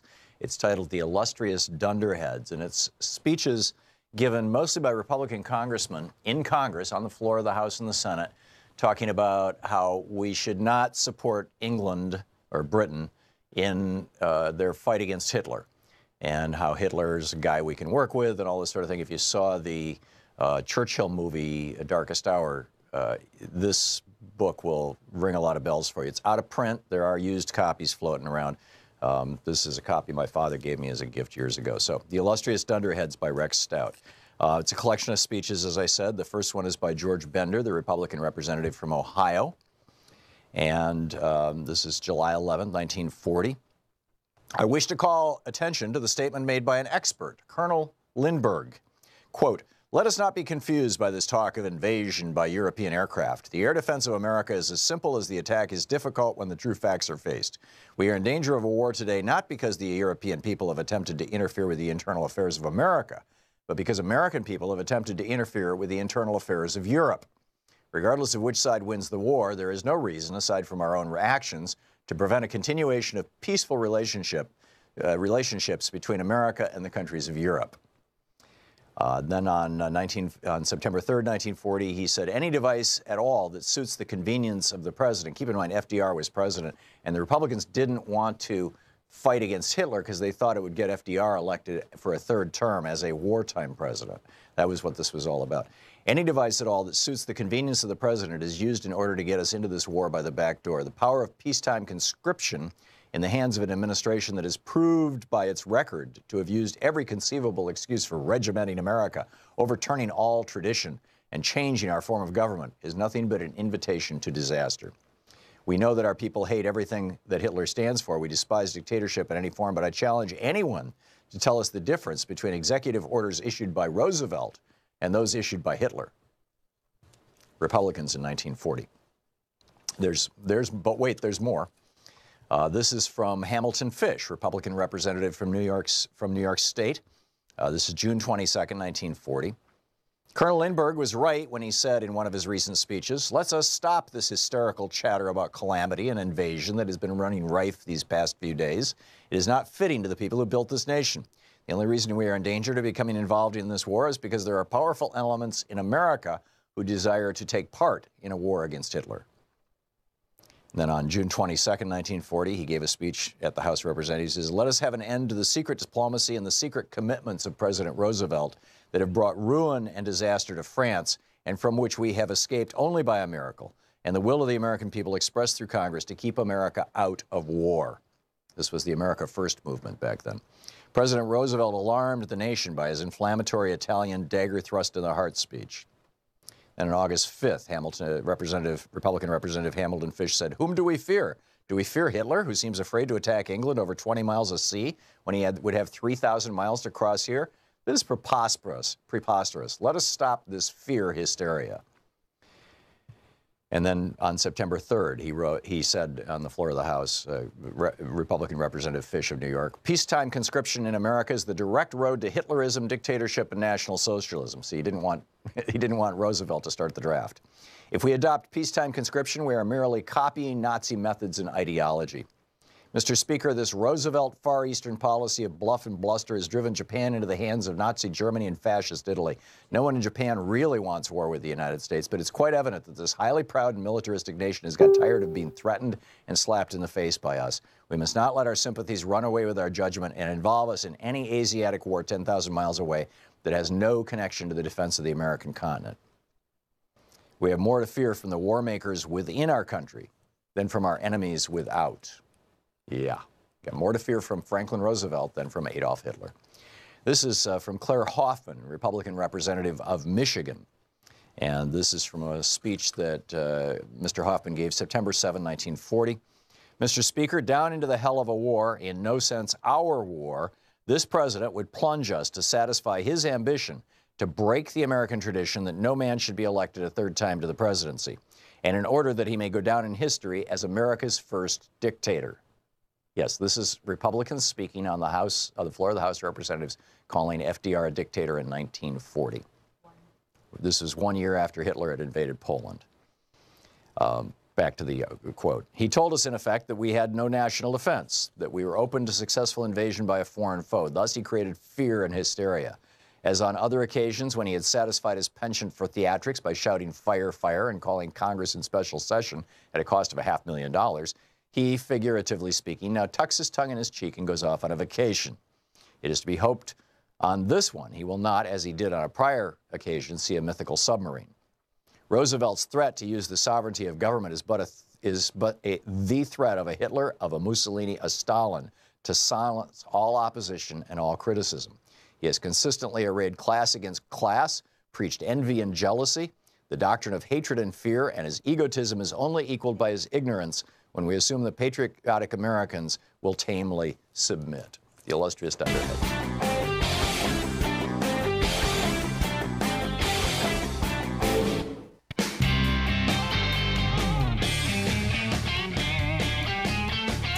Welcome back. Thom Hartmann here with you. This is really interesting. I'm here. This Article 1, Section 5 of the Constitution. Section 5 specifies that a quorum is necessary for the concurrence of 2/3 to expel a member. Each house shall keep a journal of its proceedings. And yeas or nays of the members of either house on any question shall, at the desire of 1/5 of those present, be entered in the journal. Neither house shall adjourn for more than 3 days. I don't see the quorum provision in here. I'm sure it's here. Also, I got this note from one of our listeners, Gene. He says, this is from the Washington Post, June 29, a couple days ago. And U.S. Circuit, and this is one of our callers referenced this, and I was unaware of it. And I've been in and out. I had to fly to New York, and that's a whole long story. But anyway, we did this amazing TV show on Friday, which will be coming up soon. But this is from the Washington Post. U.S. Circuit Judge Brett M. Kavanaugh, who clerked for Anthony Kennedy and is one of the top 5 contenders on Trump's list, has, quote, argued that presidents should not be distracted by civil lawsuits, criminal investigations, or even questions from a prosecutor or a defense attorney while in office. Now, this guy wrote an article for the Minnesota Law Review in 2009 about this, based on his experience working on Ken Starr's team prosecuting Bill Clinton. And he's saying Bill Clinton was so badly distracted by that prosecution, it was unfair, it was inappropriate, and, well, this is what he wrote. The nation's chief executive should be exempt from the time-consuming and distractive lawsuits and investigations which would ill-serve the public interest, especially in times of financial or national security crisis. So if Donald Trump picks Judge Brett Kavanaugh for the court, he's doing it because he knows that this guy is going to rule that he himself, Donald Trump, as president, should not be indicted, according to this guy on the Supreme Court. This is fascinating, fascinating stuff. Mike in North Carolina. Hey, Mike, what's on your mind today? Hey, Tom, appreciate your time. I just wanted to mention an article that's not been talked about a lot, but Mr. Kennedy's early retirement is curious, and the fact that his son has possibly, basically loaned Mr. Trump, the Trump Organization, $1 billion. And I just find that very curious that that's not being. There's a fascinating article. There was a fascinating article in the New York Times about 3 days ago about this entire campaign. Maybe it was the Washington Post. I'm pretty sure it was the Times, though.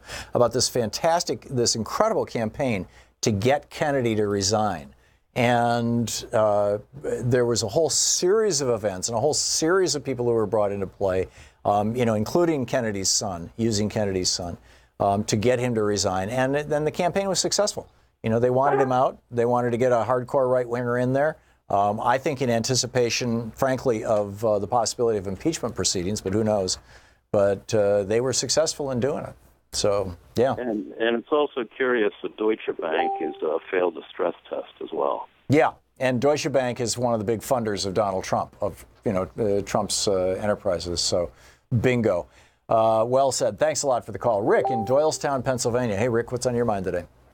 My thing on my mind is I live in a small town, and I've lived here for 30-plus years, and talking to different businesses that I know, or I have friends that work there, it's come to my attention that a lot of the small businesses, let's say people that might have under, say, 10 employees or even 5, they seem to be restricted as to what health insurance they can get. They only seem to be able to get 1 or 2 forms on a marketplace of insurance. Right. In some states and in some places, there's not even 1 or it's not even 2. It's 1. Yeah. Yeah. Increasingly, you're seeing the monopolization. Plus, I'm not sure if it was under Obama or Trump, but several of the large health insurance companies have gone through mergers recently, and they're acquiring all their small competitors. We have a monopsony now in health insurance rather than a real marketplace. Your point, though, or was that your point? Yeah, that's it. I thought that was kind of interesting because I had quite a choice when I retired to go on health insurance, and I was very fortunate that I don't pay a lot. But I mean, I know a guy that's has a wife and 2 kids, and he pays something like $2,000, something like that, just per month. Yeah. Wow. Wow. Yeah. See, this is, when Trump when the Supreme Court did away with the Medicaid expansion and drilled holes into Obamacare, and then Trump did away with the individual mandate. Now what's happening is that young, healthy people are no longer buying health insurance, and so the health insurance companies are having to pay for old, sick people, or older and sicker people. And the consequence of that, and thanks, Rick, for pointing this out. The consequence of that, of course, is that they have to raise the prices because they're paying out more money. I mean, it's just sort of logical, Art in White Plains, New York. Hey, Art, what's on your mind? How you doing, Tom?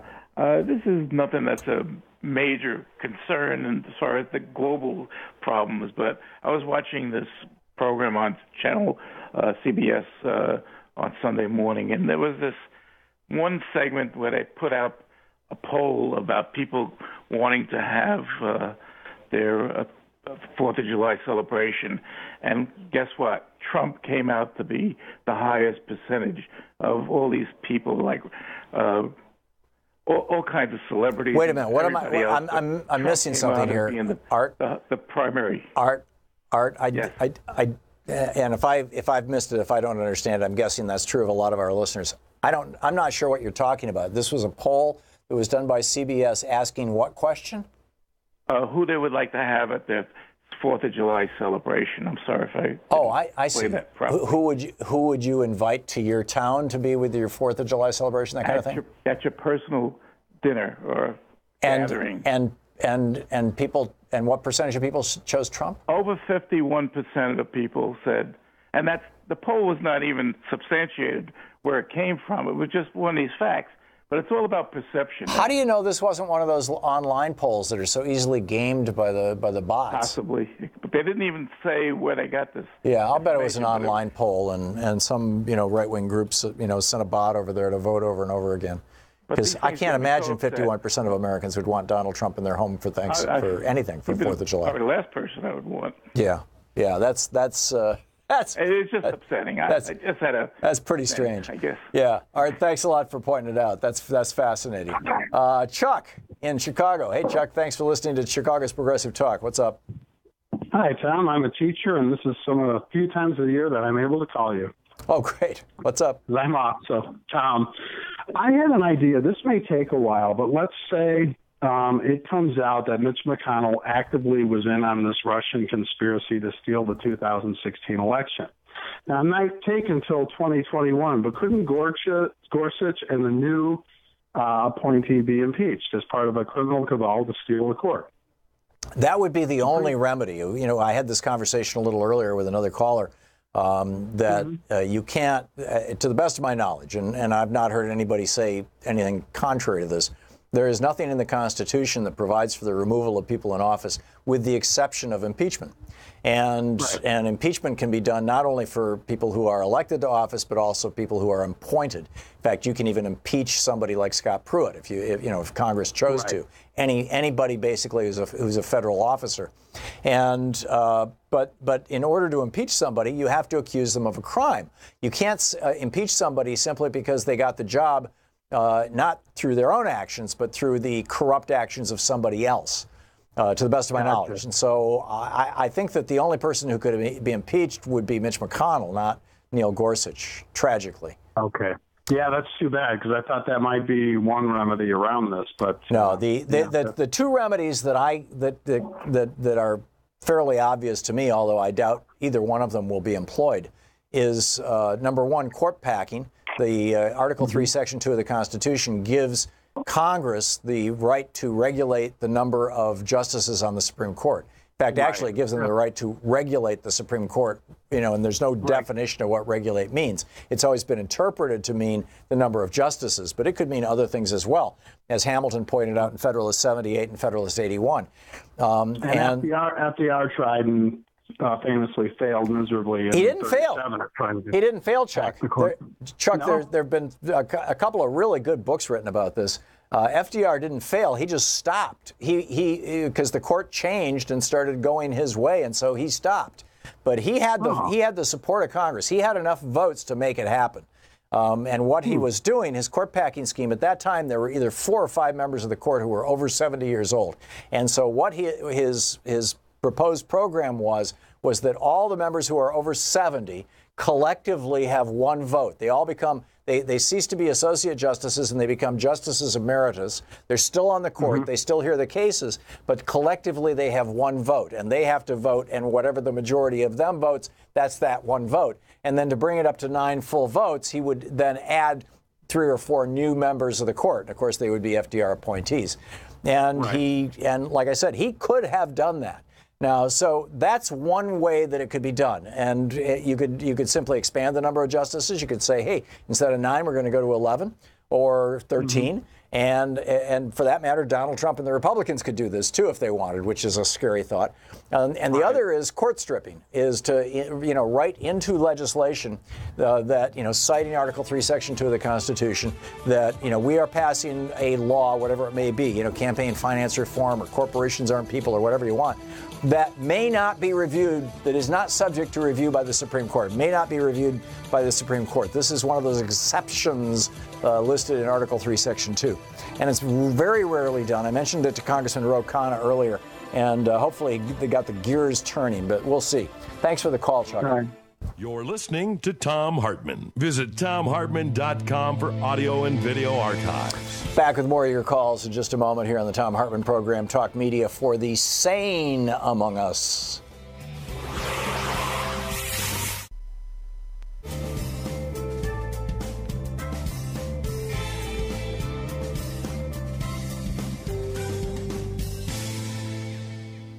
Welcome back. Joe in Roseville, California. Hey, Joe, thanks for watching Free Speech TV. What's on your mind today?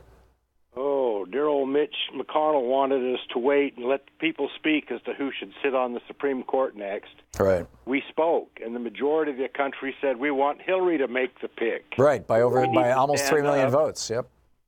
We need to stand up and demand, hey, you abused her, Comey abused her, Mitch wouldn't even let us know about the meddling by the Russians.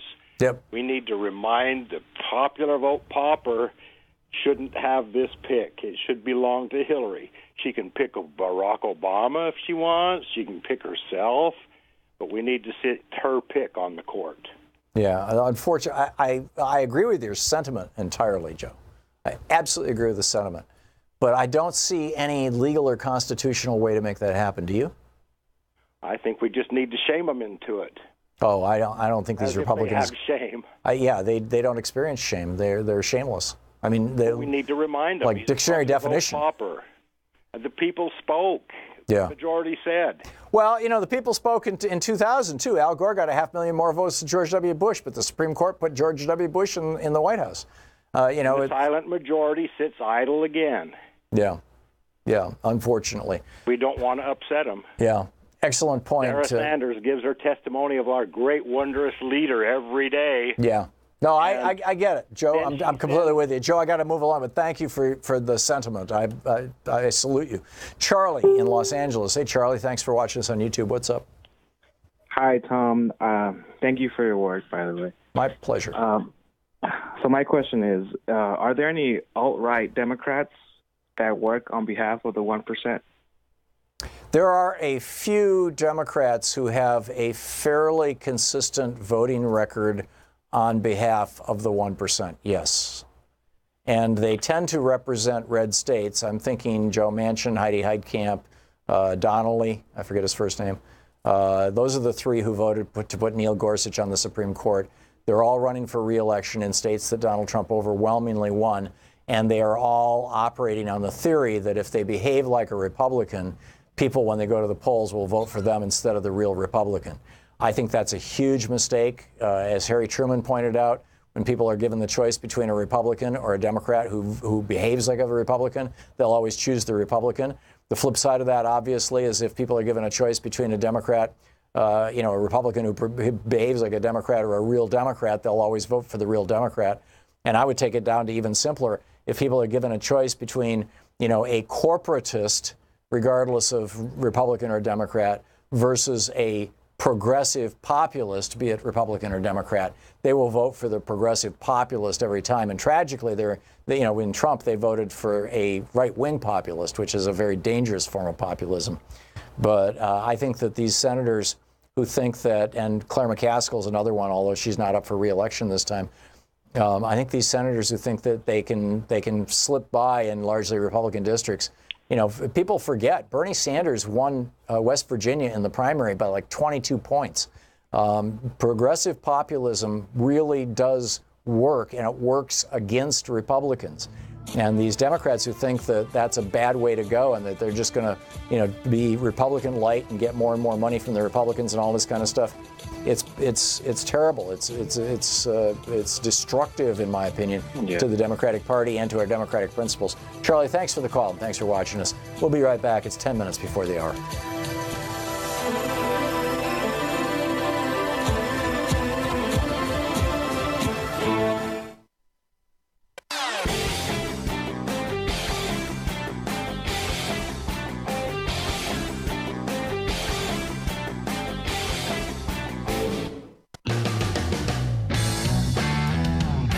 Welcome back. Thom Hartmann here with you. Tyrone in New York City, listening on Sirius XM. Hey, Tyrone, what's up? Hey, Tom. How's it going now? Good. What's on your mind? That's good. When Republicans call Democrats bleeding heart liberals, that is a way of telling us that we care too much about what's going on in this country and that we're not willing to do what it takes to make ourselves relevant to what we need in this country. We're not willing to make that sacrifice. How they turned on Maxine Waters was disgusting. This woman is speaking out against the injustice of this country, and we still end up like Dr. King and Medgar Evers or what have you, speak out against the wrong that this country do to the less among us. Yeah. Actually, Tyrone, there's something strategic about this. I don't recall, outside of Elizabeth Warren, who Donald Trump also uses a racial slur against, calling her Pocahontas, I don't recall Donald Trump, or the Republican Party for that matter, launching a concerted attack on any white people, right? It's like if somebody's a minority, they're going to go after them in a big way. They are shouting out to the racist base in the Republican Party with a friggin' bullhorn, Tyrone. And I wanted to say about the supremacists, about white supremacists in the Republican Party. We have them in the Democratic Party. We have them in the Independent. We have them in because there's a converted effort, a worldwide effort, to make sure that so-called white supremacy stay relevant in the world. Right. And in this country is definitely is a push for that.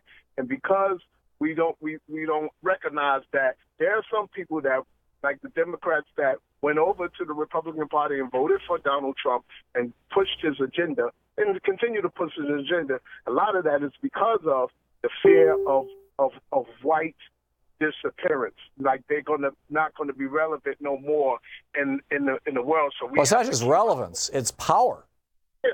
Yeah. The white power, absolutely. That the white power have to stay in structure. And it's even people of color that have seen in this country. You have had 44 out of the 45 presidents as white men, and they get comfortable with that, and they think this is the way the United States need to be run. Yeah, and they're going to continue pushing that, and Trump is he's and Pence and all these guys. I mean, they're just constantly using race, and then they talk about Democrats are the party of identity politics. Give me a break. The Republican Party is built on identity politics. Tyrone, brilliant comment. Thank you for the call. Ryan in Pond Eddy, New York. Hey, Ryan, you wanted to talk about millennials? Yeah, I'm a believer that our future, Tom, is dependent upon the millennial generation or the ongoing millennial generation. I agree. That's that age group, we'll say, between, say, 16 and 31. Yeah, the two generations that I think are the generations that are going to save this country are the millennials and the boomers, because the boomers were always mostly a progressive generation, and the retired boomers, many of them are getting radicalized by Republican efforts to destroy Social Security, and then millennials, they've seen the Republican efforts to destroy education in this country and throw them into debt peonage through student loans. So these two generations get it. The generations in the middle, X and Y and Z or whatever they are, but particularly X and Y, they're just so busy trying to make a living and raise their families that they're not even showing up to vote in large numbers outside of the white Republican suburbs. But I'm with you, Ryan. I think that's the millennials are vital to what we're doing. I'm trying to say that it's the constant regeneration of that group of individuals. Mm-hmm. Again, you can pick your 15-year range, 16 to 31 or 18 to 33. Yeah. That regenerating group have always, through our history, been the most intelligent, the most creative, the most fair, the most accepting, the most giving, the most conservative of any generation thereafter. When you get out, didn't they say, yippies say, don't trust it, at that time, don't trust anybody over 30? Yeah, there was Jerry Rubin. Rubin. Get over 30.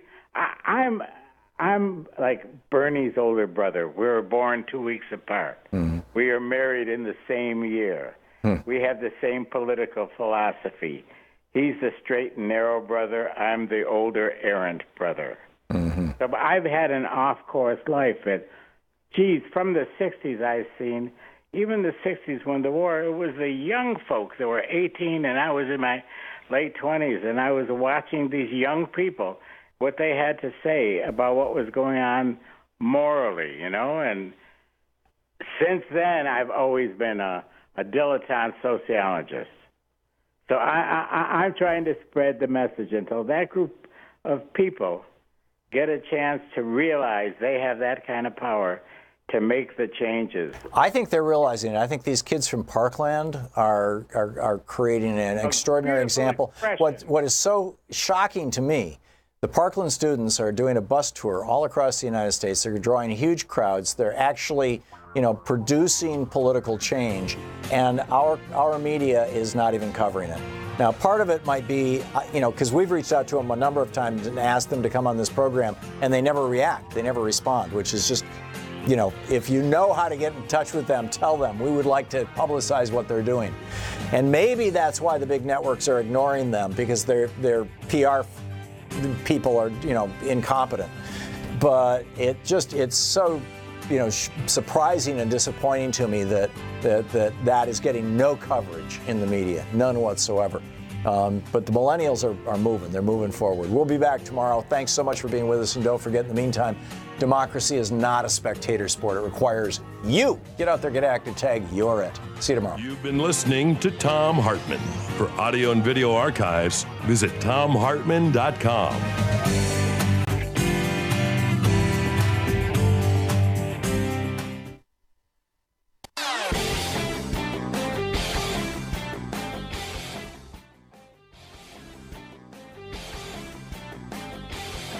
The Thom Hartmann Program is brought to you in part by the Aiden Forecast, an investment newsletter with weekly updates of leading market indicators and a monthly deep dive into what the details of the economy and the markets mean for investors and retirees.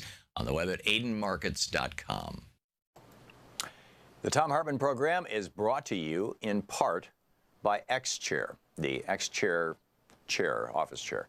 XChairTom.com is the website, XChairTHOM.com. Hartmann Program is brought to you in part by Super Beets. Super Beets are sourced from non-GMO beets, and they're packed with dietary nitrates, helping to produce nitric oxide for more energy, stamina, and support for healthy blood pressure levels naturally. For more information, call 800-223-8242 or visit tomsbeets.com.